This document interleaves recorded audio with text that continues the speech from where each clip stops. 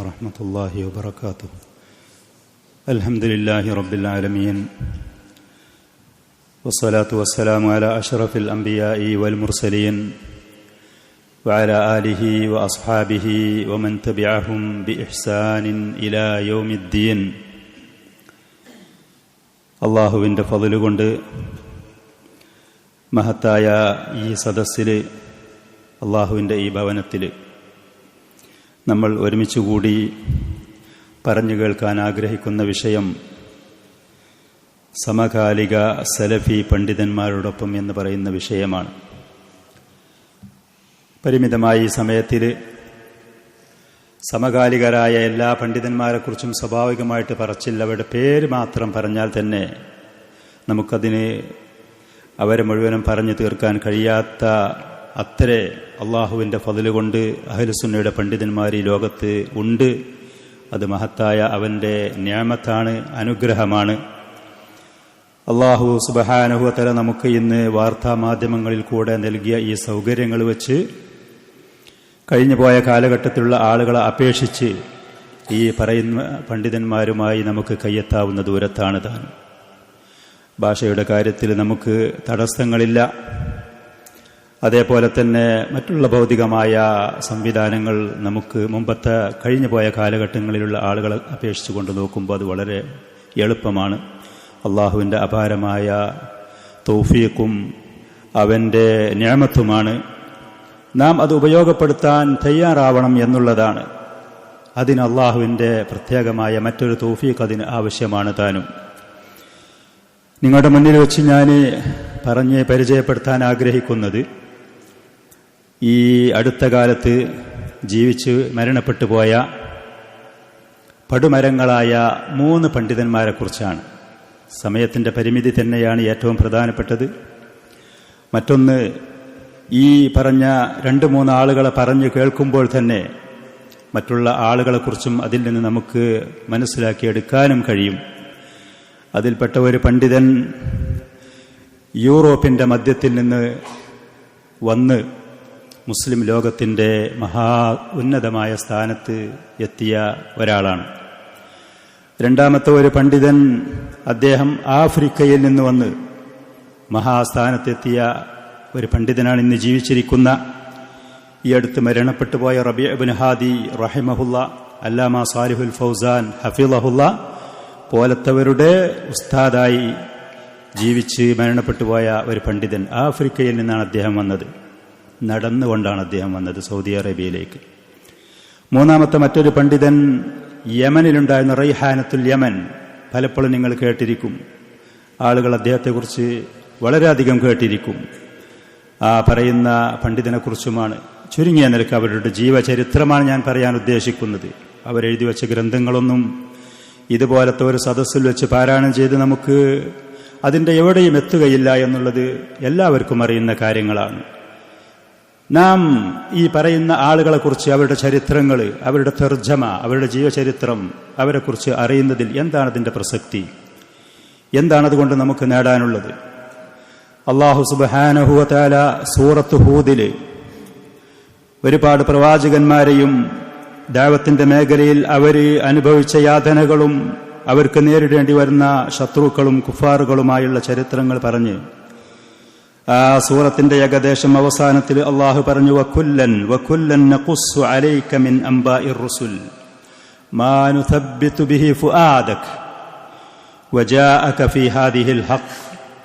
പ്രവാചകരെ, ഇതുപോലെ പല പ്രവാചകന്മാരുടെ ചരിത്രങ്ങളും നമ്മൾ നിങ്ങൾക്ക് വിവരിച്ചു തരും.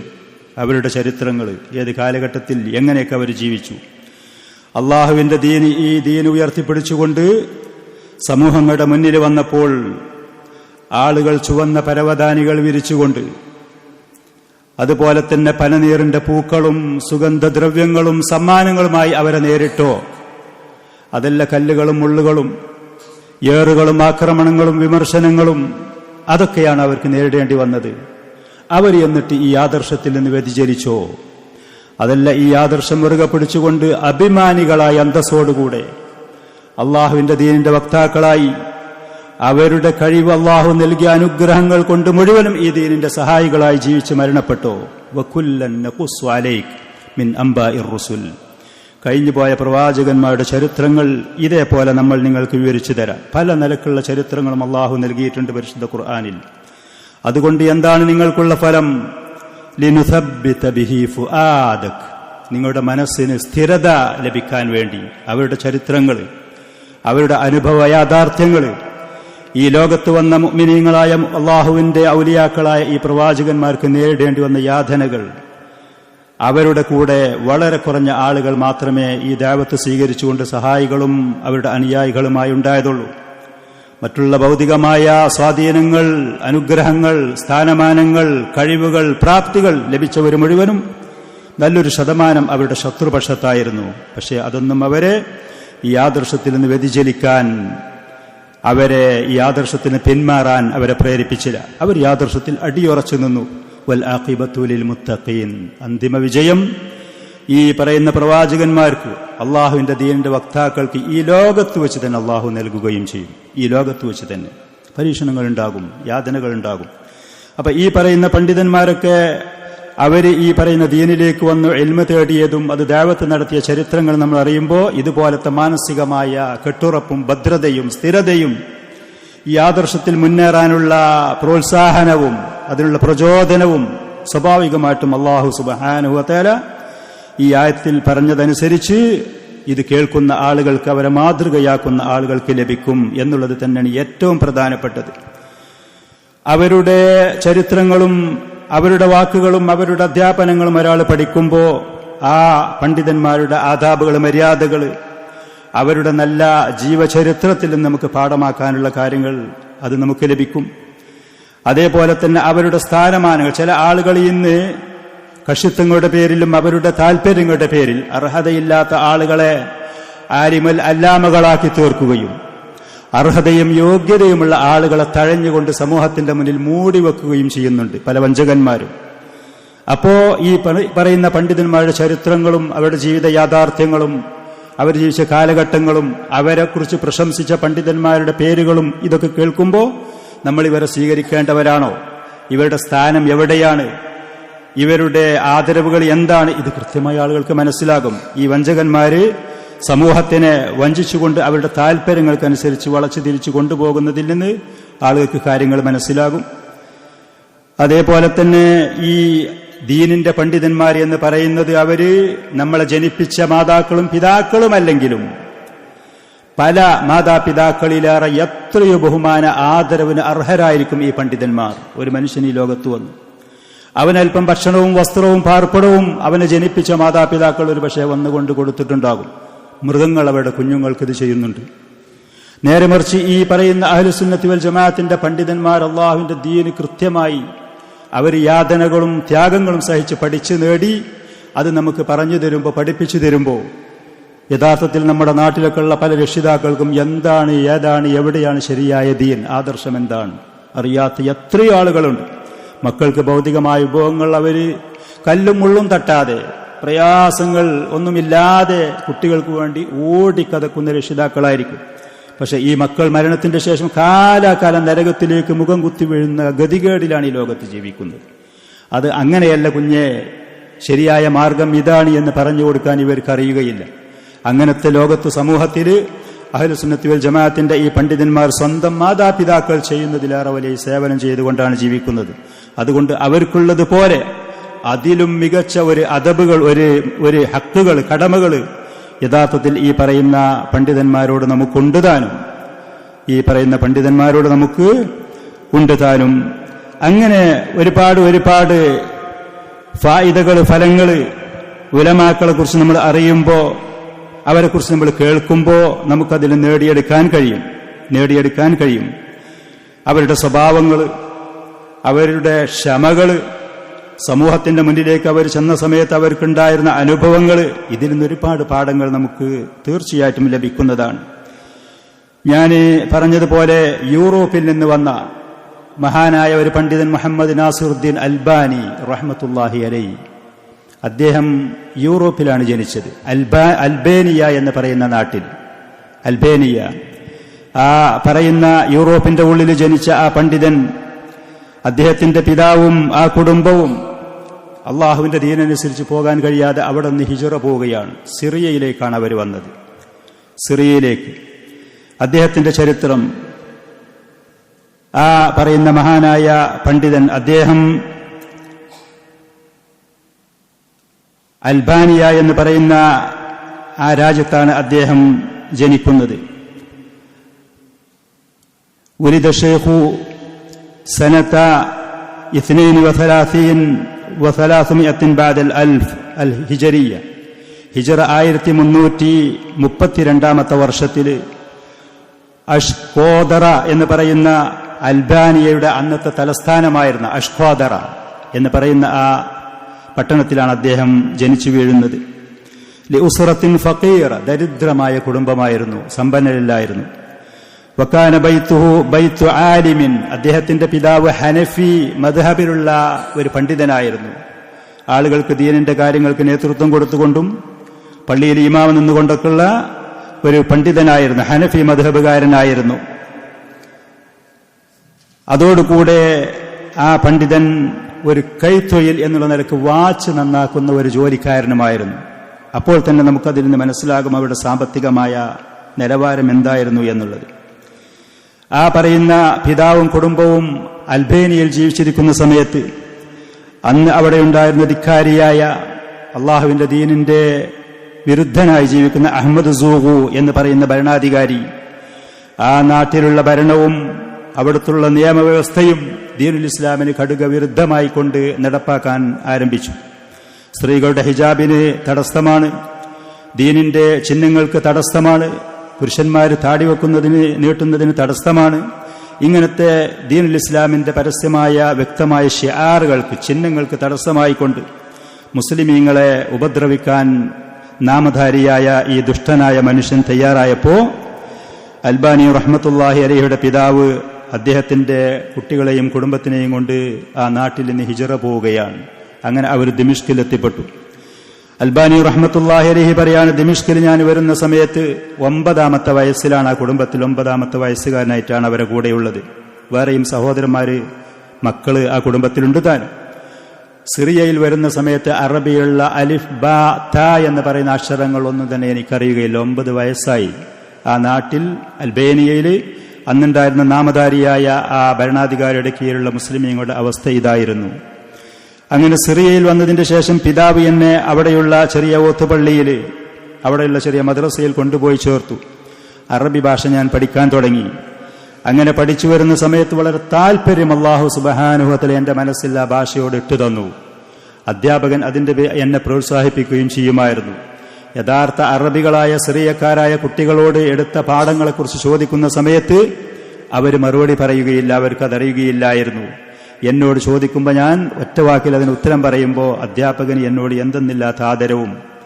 ആ കുട്ടികളോട് അദ്ദേഹം പറയുമായിരുന്നു, ഈ പറയുന്ന അൽബേനിയക്കാനായ അനറബിയായ ഈ കുട്ടി കണ്ടോ, എത്ര ഭംഗിയായിട്ട് ഇത് പഠിക്കുന്നു, ഉത്തരം പറയുന്നു, നിങ്ങൾ എന്തുകൊണ്ടത് ശ്രദ്ധിക്കുന്നില്ല എന്ന് പറഞ്ഞ് അവരെ ആക്ഷേപിക്കലുണ്ടായിരുന്നു. അൽബാനി റഹ്മത്തുള്ളാഹി അലൈഹി പറഞ്ഞതാണ്.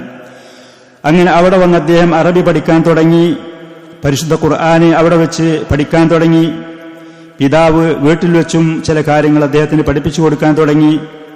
മറ്റുള്ള ചില പണ്ഡിതന്മാരുണ്ടായിരുന്നു. അതിൽ പ്രമുഖനായ ഒരു പണ്ഡിതന്റെ പേര് അദ്ദേഹം പറയുന്നു സഈദുൽ ബുർഹാനി, മുറാഖിൽ ഫല്ലാഹ്, ഷുദൂർ പോലത്തെ ചില പണ്ഡിതന്മാർ, മറ്റു ചില കിതാബുകൾ, ഇതൊക്കെ അവിടെ വെച്ച് അദ്ദേഹം പഠിച്ചു.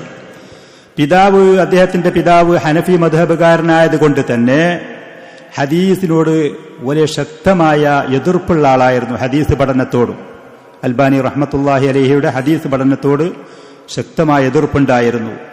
പിതാവ് പറയുമായിരുന്നു, ഹദീസ് പഠനം എന്ന് പറയുന്നത് നയാ പൈസക്ക് ഗതിയില്ലാത്ത ആളുകൾ എടുക്കുന്നൊരു തൊഴിലാണ്. അത് പഠിക്കാൻ പോയാൽ സമൂഹത്തിൽ പുരോഗമിക്കാനോ സാമ്പത്തികമായി അഭിവൃദ്ധിപ്പെടുത്താനോ ഒരിക്കലും കഴിയുകയില്ല. അതുകൊണ്ട് ആ പഠനത്തിലേക്ക് നീ പോകുന്നത് എനിക്ക് താല്പര്യമില്ല എന്ന് അൽബാനി റഹ്മത്തുള്ളാഹി അലൈഹിയോട് പലപ്പോഴും അദ്ദേഹത്തിന്റെ പിതാവ് പറയലുണ്ടായിരുന്നു.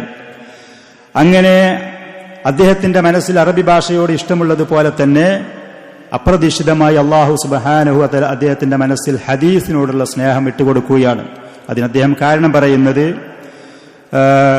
അദ്ദേഹം ഒരു ദിവസത്തിൽ ആ നാട്ടിലുള്ള ഗ്രാമത്തിലുള്ള കുട്ടികളെപ്പോലെ ചെറിയ ചെറിയ പുസ്തകങ്ങളും മറ്റും അവിടെ പോയി വാങ്ങി, പ്രത്യേകിച്ച് ഈ കാർക്കത്തീർ എന്ന് പറഞ്ഞാൽ ഈ പറയുന്ന കഥകൾ യൂറോപ്പിൽ നിന്നും അമേരിക്ക പോലത്തെ രാജ്യങ്ങളിൽ നിന്ന് ഇറക്കുമതി ചെയ്യുന്ന വലിയ സിനിമാ നടന്മാരുടെയും അതേപോലെ അവർ വലിയവരാണ് എന്ന് പറഞ്ഞ് സമൂഹത്തിന്റെ മുന്നിൽ അവതരിപ്പിക്കുന്ന ഏതെങ്കിലും ഏറ്റവും വലിയ സമൂഹത്തിൽ കളികളുടെ പേരിലോ വിനോദത്തിന്റെ പേരിലൊക്കെ അറിയപ്പെട്ട ആളുകളുടെ ചെറിയ പേരിലുള്ള ചെറിയ പുസ്തകങ്ങൾ മാർക്കറ്റിലുണ്ടാകുമ്പോൾ കുട്ടികളത് പോയി വാങ്ങും. ഞാനും അതിന്റെ കൂട്ടത്തിൽ വാങ്ങുമായിരുന്നു.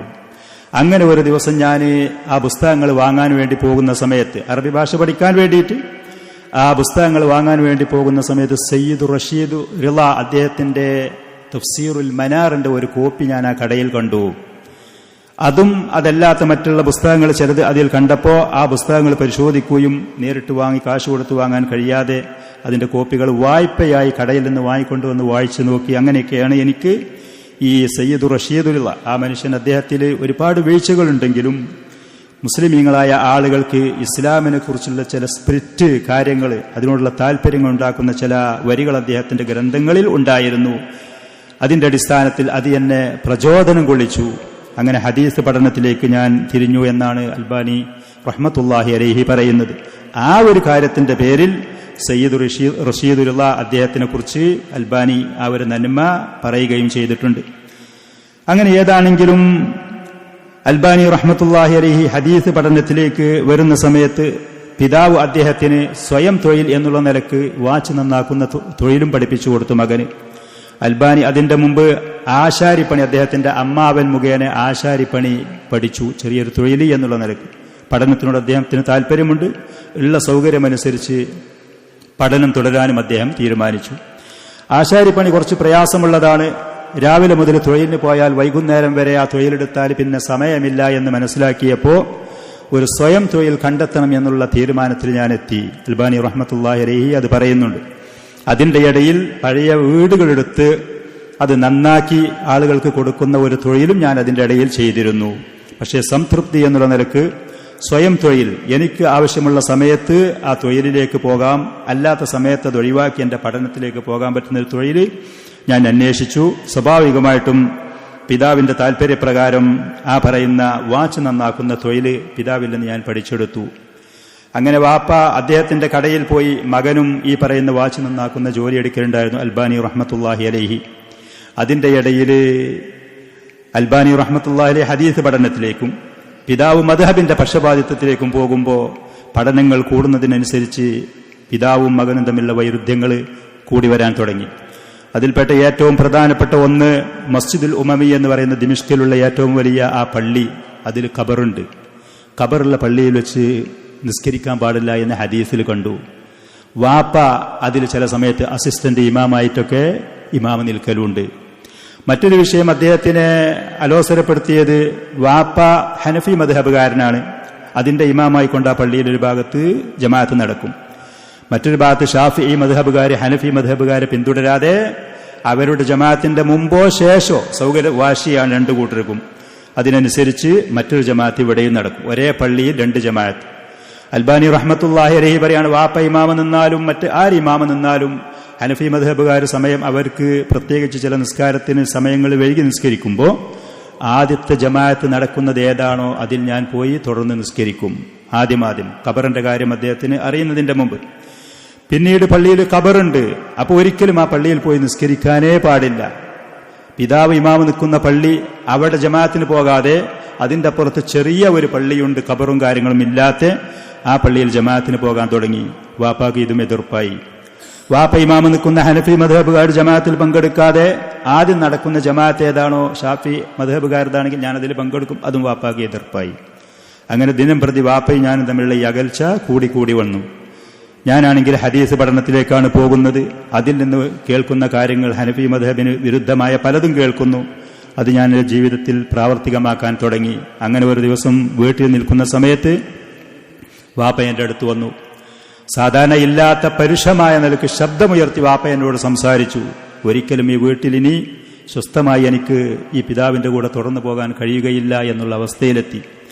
അങ്ങനെ അദ്ദേഹത്തിന്റെ കൂടെ ഉണ്ടായിരുന്ന ചില യുവാക്കളും അദ്ദേഹത്തിന്റെ നിലപാടിനോട് താല്പര്യമുള്ള സുഹൃത്തുക്കളെയും കൂട്ടി പിതാവിന്റെ കടയിൽ നിന്നുള്ള ജോലിയും ഒഴിവാക്കി അതിൻ്റെ കുറച്ചപ്പുറത്തുള്ള ഒരു സ്ഥലത്ത് വാച്ച് നന്നാക്കുന്ന ഒരു കട തുടങ്ങി. കുറച്ച് കാശുകളൊക്കെ സുഹൃത്തുക്കളിൽ നിന്ന് സംഘടിപ്പിച്ചുകൊണ്ട് അങ്ങനെ അദ്ദേഹം വാച്ച് നന്നാക്കുന്ന തൊഴിൽ ഒരു ഭാഗത്ത് ചെയ്യും. മറുഭാഗത്ത് അദ്ദേഹം ഗ്രന്ഥങ്ങൾ പഠിക്കാനും വായിക്കാനും പലതും കാശ് കൊടുത്ത് വാങ്ങാൻ കഴിയാതെ മക്തബത്തുൽ ലാഹിരിയ എന്ന് പറയുന്ന ദിമിഷ്കിലുള്ള പ്രസിദ്ധമായ ഗ്രന്ഥാലയമുണ്ട്, അങ്ങനെ അവിടെ പോകാൻ തുടങ്ങി. അദ്ദേഹം പറയാണ്, അക്തഫി ബിഅമലി സഅത്തിൻ ഫിൽ യൗമി ഔ സഅതൈൻ ഫയഹ്സുലു ഖൂതി വഖൂതു ഔലാദി ثم انطلق الى المكتبه الظاهريه.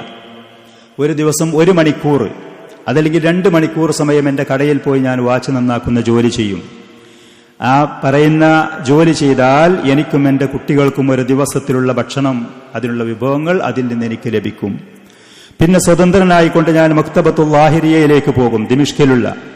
അവിടെ പോയി ധാരാളം പ്രസിദ്ധീകരിക്കപ്പെടാത്ത ധാരാളം ഗ്രന്ഥങ്ങൾ അവിടെ കുമിഞ്ഞുകൂടി കിടക്കുന്നുണ്ട്. മക്തബത്തുൽ ലാഹിരിയ പോലെ അറിയപ്പെട്ടതാണ്. കഴിഞ്ഞുപോയ കാലഘട്ടത്തിലുള്ള പണ്ഡിതന്മാർ എഴുതിയ ഗ്രന്ഥങ്ങൾ പലതും പ്രസിദ്ധീകരിക്കപ്പെടാതെ കൈയെഴുത്ത് പ്രതികളായിക്കൊണ്ട് ആ ഗ്രന്ഥാലയത്തിൽ കടക്കുന്നത് ഞാൻ കണ്ടു. അങ്ങനെ അതെടുത്തുകൊണ്ട് വായിക്കാനും പരിശോധിക്കാനും തുടങ്ങി. ആളുകൾക്ക് വന്ന് വായിക്കാനുള്ള ആ റൂമിൽ 4 ആളുകൾക്ക് ഇരുന്ന് വായിക്കാൻ പറ്റുന്ന ഒരു മേശയുണ്ട്. ഞാൻ അതിൻ്റെ അടുത്ത് ചെന്ന് ഈ പറയുന്ന പഴയതും പൊടി പിടിച്ച് കിടക്കുന്ന ഗ്രന്ഥങ്ങൾ കൊണ്ടുവന്ന് ആ മേശയുടെ മുകളിൽ വെക്കും. അപ്പോൾ അവിടെ വായിക്കാൻ വേണ്ടി ആ ഗ്രന്ഥാലയത്തിൽ വരുന്ന മറ്റുള്ള ആളുകൾക്ക് ആ റീഡിംഗ് റൂമിൽ എൻ്റെ ഈ അനുഭവം അവർക്ക് അലോസരമായി, പ്രയാസമായി. അപ്പം അവരതിനെക്കുറിച്ച് പരാതി പറഞ്ഞപ്പോൾ എൻ്റെ താല്പര്യവും നിരന്തരം ഞാൻ അവിടെ പോയി ഈ പഠനം നടത്തുന്നതും കണ്ടപ്പോൾ ആ പറയുന്ന ഗ്രന്ഥാലയത്തിൻ്റെ നോട്ടക്കാരായ ആളുകൾ അവിടെയുള്ള ഒരു ചെറിയൊരു റൂം എനിക്ക് സൗകര്യപ്പെടുത്തി തന്നു. അവിടെയുള്ള ചെറിയൊരു റൂം എനിക്കവർ സൗകര്യപ്പെടുത്തി തന്നു. അങ്ങനെ ചില ദിവസങ്ങളിൽ 15 മണിക്കൂർ സമയം ആ ഗ്രന്ഥാലയത്തിൽ പഠനവുമായിക്കൊണ്ട് നാസറുദ്ദീൻ അൽബാനി റഹ്മത്തുള്ളാഹി അലൈഹി ചെലവഴിക്കുമായിരുന്നു. 15 മണിക്കൂർ സമയമൊക്കെ. വറുബ്ബമാ ബഖിയ ബഅദ ഇന്തിഹാഇ ദവാം, ചില ദിവസം ആ പറയുന്ന ഗ്രന്ഥാലയം അടച്ചുപൂട്ടേണ്ടുന്ന അതിന്റെ ജോലി സമയം അവസാനിക്കുന്നതിന് ശേഷവും അൽബാനിക്ക് അവിടെ കഴിച്ചുകൂട്ടേണ്ടി വരും. അപ്പോ ഫയത്ലുബു മിൻഹുൽ മുവല്ലഫൂൻ അൻ യുഗ്ലിഖൽ അബ്വാബ ഖൽഫഹു, നിങ്ങൾ പോകുമ്പോൾ വാതിൽ പൂട്ടി പോകണമെന്ന് പറഞ്ഞ് അതിന്റെ താക്കോലും അതിന്റെ കീയും എന്നെ ഏൽപ്പിച്ച് ജോലിക്കാരവിടെ നിന്ന് പോകും. വമിൻ ജമീലി മാ യുദ്കറു അന്നഹു കാന അഹ്യാനൻ യസ്അദു അല സുല്ലം. അൽബാനി റഹ്മത്തുള്ളാഹി അലൈഹിയുടെ പഠനത്തിനെ കുറിച്ച് പറയപ്പെടാവുന്ന ഏറ്റവും സുന്ദരമായ ഒരു വാക്ക്, അദ്ദേഹം ചില ദിവസങ്ങൾ യസ്അദു അല സുല്ലം, കോണിയുടെ മുകളിൽ കയറും. ഗ്രന്ഥത്തിന്റെ തട്ടുകളിൽ റഫുകളിൽ അടുക്കി വെച്ച പുസ്തകങ്ങൾ എടുക്കാൻ വേണ്ടി അവിടെയുള്ള കോണിയുടെ മുകളിൽ കയറും. ലിയൽതഖിത കിതാബൻ മിൻ അല റഫ്, ആ പറയുന്ന റഫുകൾ എന്താണതിന് മലയാളത്തിൽ പറയാ, അതിന്റെ റുഫൂഫുകളിൽ അതിന്റെ സ്റ്റെപ്പുകളിൽ വെച്ച ഗ്രന്ഥങ്ങൾ എടുക്കാൻ വേണ്ടിയിട്ട്. ഫയബ്ഖ അല സുല്ലമി സാഅതൻ യഖറ വഖദ് നസിയ നഫ്സഹു മിൻ ശഗഫിഹി ബിൽ ഖിറാ. 1 മണിക്കൂർ സമയമൊക്കെ ആ കോണിയിൽ നിന്നുകൊണ്ടും ഇരുന്നുകൊണ്ടും അദ്ദേഹം പുസ്തകങ്ങൾ വായിക്കും. അതിന് മാത്രം അദ്ദേഹത്തിന് പുസ്തകങ്ങളോടുള്ള താല്പര്യങ്ങളുണ്ടായിരുന്നു. അങ്ങനെ നാസറുദ്ദീൻ അൽബാനി പഠനങ്ങൾ തുടർന്നപ്പോൾ ഇസ്തതാഅ അശ്ശൈഖ് ബിതൗഫീഖില്ലാഹി ലഹു അൻ യുഅസ്സിസ മദ്റസതൻ ജദീദതൻ ഫീ ഇൽമിൽ ഹദീസ്. ഹദീസിനെ കുറിച്ചുള്ള പുതിയ ഒരു പഠന രീതി അദ്ദേഹം ആരംഭിക്കാൻ കഴിഞ്ഞു എന്നുള്ളതാണ്. ആ പറയുന്ന പഠന രീതി ഏതാണ് എന്ന് ചോദിച്ചാൽ ഹദീസുകൾ ഐറ്റം തിരിക്കുക എന്നുള്ളതാണ്. നമുക്കറിയാം ഹദീസിന്റെ കിതാബുകൾ സഹീഹുൽ ബുഖാരി മുസ്ലിം മാറ്റിവെച്ചാൽ സുനനിന്റെ കിതാബുകളിലൊക്കെ ഇമാം അഹ്മദ് റഹ്മത്തുള്ളാഹി അലൈഹി അദ്ദേഹത്തിന്റെ മുസ്നദിന്റെ കിതാബുകളിലൊക്കെ സഹീഹായ ഹദീസുകളും ലഈഫായ ഹദീസുകളും അങ്ങനെയാണ് അവരുടെ രീതികൾ. അതാണ് അതിൽ നമ്മൾ ഐറ്റം തിരിച്ച് അത് കൃത്യമായി തെരഞ്ഞെടുത്ത് മനസ്സിലാക്കണം, ഇന്നത് സഹീഹാണ് ഇന്നത് ലഈഫാണ് എന്നുള്ളത്. ഈ പറയുന്ന കാര്യത്തിന് മുസ്തലഹുൽ ഹദീസ് എന്ന് പറയുന്ന ബൃഹത്തായ ആ മേഖല ശരിക്കതിൽ വ്യക്തമായി പഠിക്കാൻ തയ്യാറാണ്.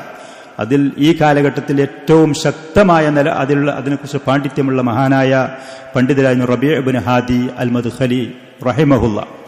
അൽബാനി റഹ്മത്തുള്ളാഹി അലൈഹി അപ്പോൾ നമ്മളെപ്പോലത്തെ സാധാരണക്കാരായ ആളുകൾക്ക് എളുപ്പമാകാൻ വേണ്ടി ഈ പറയുന്ന ഹദീസിന്റെ കിതാബുകൾ പരിശോധിക്കാനും അതിൽ നിന്ന് ഇന്ന ഭാഗത്തുള്ള ഇന്നതുമായ ഹദീസുകൾ സഹീഹാണ്, ഇന്നത് ലഈഫാണ്, അസ്സിൽസിലത്തു സഹീഹ അസ്സിൽസിലത്തു ലഈഫ നിങ്ങൾ കേട്ടിട്ടുണ്ടാകും നാസറുദ്ദീൻ അൽബാനിയുടെ സഹീഹായ ഹദീസുകൾ, അതിന്റെ സമാഹാരങ്ങൾ അത് പൂർണ്ണമായിട്ടും മാറ്റിവെച്ച് അദ്ദേഹം ഈ പറയുന്ന ഹദീസുകൾ സഹീഹാണ് എന്ന് പറയണമെന്നുണ്ടെങ്കിൽ ആ ഹദീസുകൾ റിപ്പോർട്ട് ചെയ്ത അതിന്റെ സനദിലുള്ള വഴിയിലുള്ള ഓരോ വ്യക്തികളെ കുറിച്ചും കൃത്യമായി വ്യക്തമായി പഠനം നടത്തണം. അങ്ങനെ നടത്താതെ ഒരാൾക്ക് സഹീഹ് എന്ന് പറയാൻ കഴിയൂല.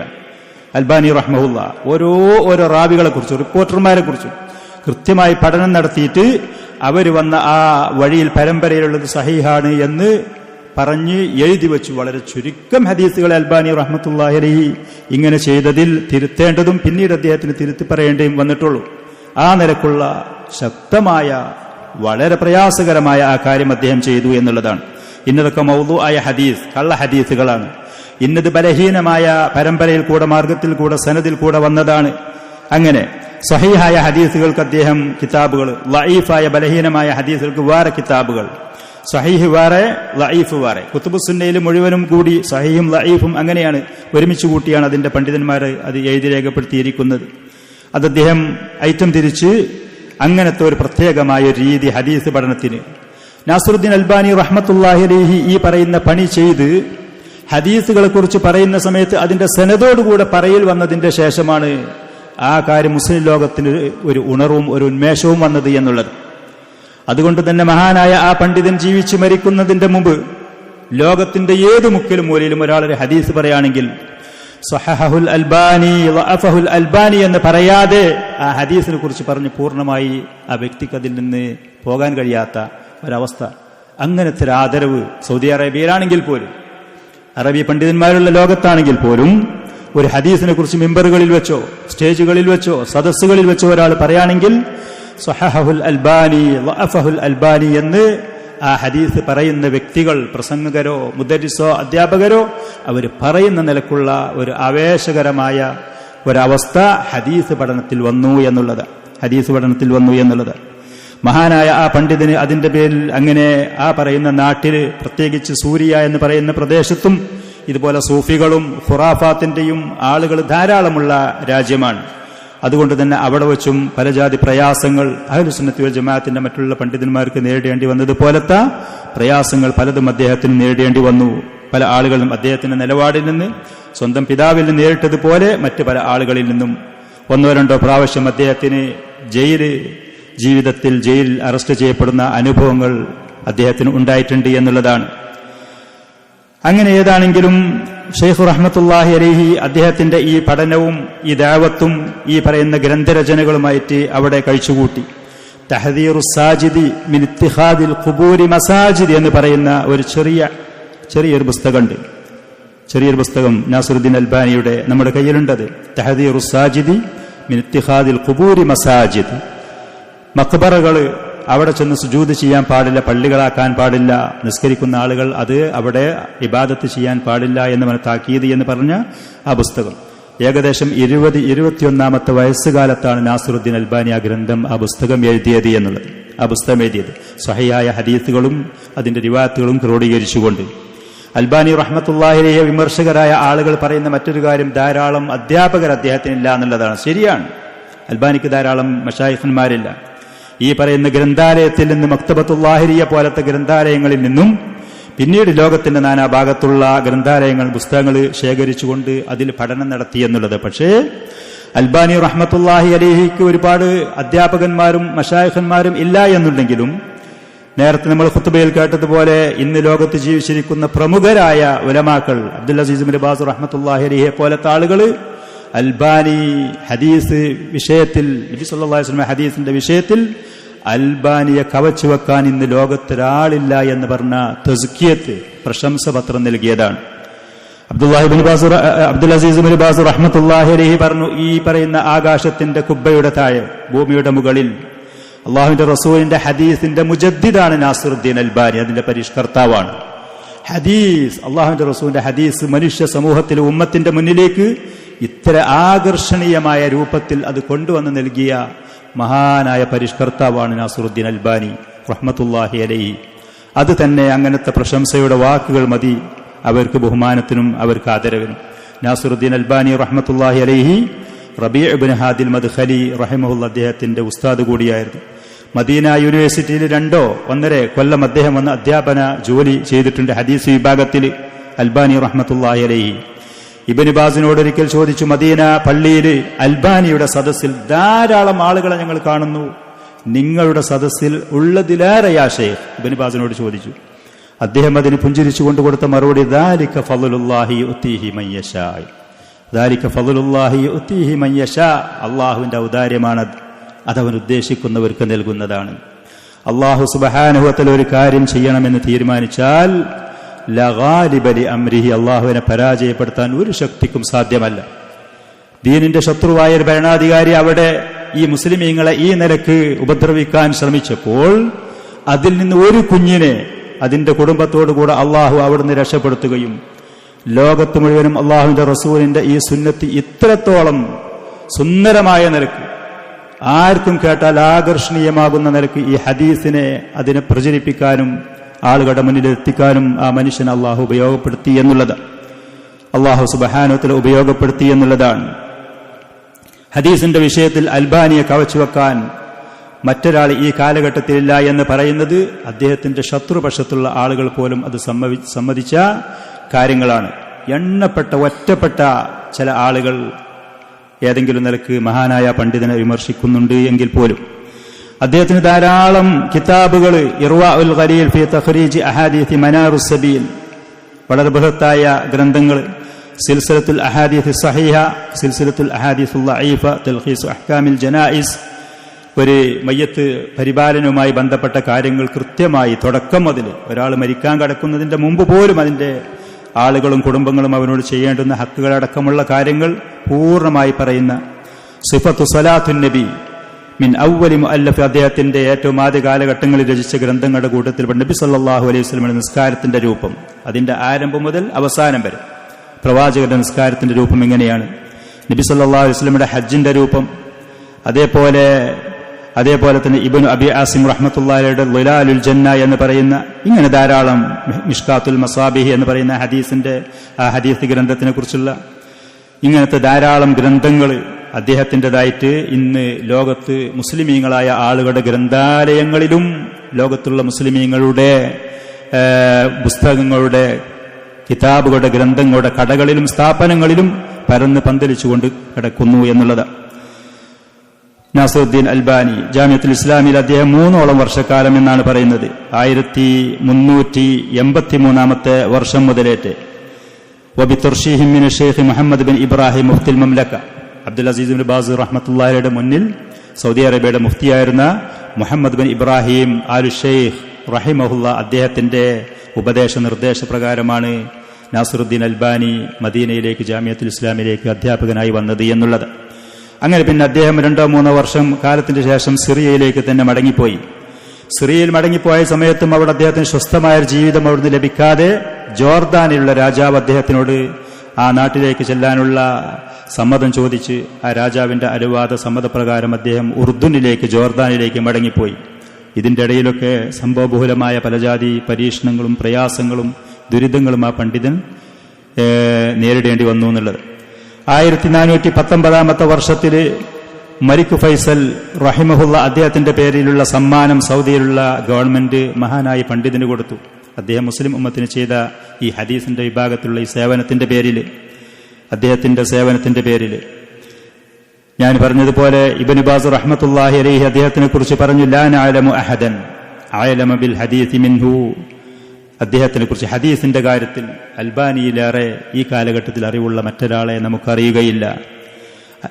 ഇബ്നു ബാസ് റഹ്മത്തുള്ളാഹി അലൈഹി അങ്ങനെയാണ് പറഞ്ഞത് അദ്ദേഹത്തിനെ കുറിച്ച്. മറ്റൊരു സ്ഥലത്ത് അദ്ദേഹം പറഞ്ഞു, മാ തഹ്ത അദീമിസ് സമാഇ ആലിമുൻ ബിൽ ഹദീസ് ഫിൽ അസ്റിൽ ഹദീസ് ഫീമാന, നമ്മൾ അറിവനുസരിച്ച് നാസിറുദ്ദീൻ അൽബാനിയിലേറെ ഹദീസിന്റെ വിഷയത്തിൽ അദ്ദേഹത്തിനെ കുറിച്ച് ഏറെ പണ്ഡിത്യമുള്ള മറ്റൊരാളെ നമുക്ക് അറിയുകയില്ല എന്നത്. അങ്ങനെ ഏതാണെങ്കിലും അൽബാനി റഹ്മത്തുള്ളാഹി അലൈഹി അദ്ദേഹം ഹിജ്റ 1420 22 ദിവസം 6 മാസത്തിൽ ഒമാൻ എന്ന് പറയുന്ന ജോർദാനിന്റെ തലസ്ഥാനത്തിലുള്ള ഒരു ആശുപത്രിയിൽ വെച്ചിട്ടാണ് അദ്ദേഹം മരണപ്പെട്ടു എന്നുള്ളതാണ്. ആ പറയുന്ന രോഗത്തിൽ കടക്കുന്ന സമയത്ത് അദ്ദേഹത്തിന്റെ കയ്യാലെ ആളുകൾ പലരും ഇസ്ലാമിലേക്ക് വന്നു എന്ന് അദ്ദേഹത്തിന്റെ കൂടെ ഉണ്ടായിരുന്ന ശിഷ്യന്മാരും മറ്റുള്ള ആളുകളും പറയുന്ന റിപ്പോർട്ടുകൾ നമുക്ക് കാണാൻ കഴിയും. അൽബാനി റഹ്മത്തുള്ളാഹി അലൈഹി അദ്ദേഹത്തിന്റെ ചില പ്രസിദ്ധമായ വാക്കുകൾ, അതിൽപ്പെട്ട ഒന്ന് അത്വരീഖു ഇലല്ലാഹി ത്വവീൽ, അള്ളാഹുവിലേക്കുള്ള വഴി വളരെ നീളമുള്ളതാണ്.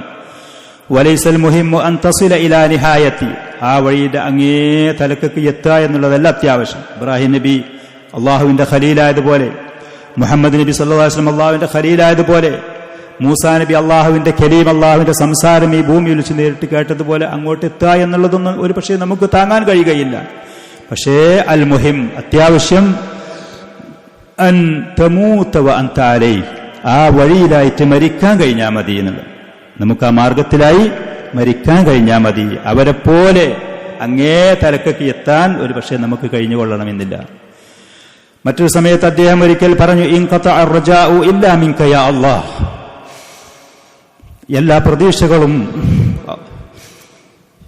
എല്ലാ പ്രതീക്ഷകളും അല്ലാഹുവേ മുറിഞ്ഞിരിക്കുന്നു നിന്നിൽ നിന്നല്ലാതെ.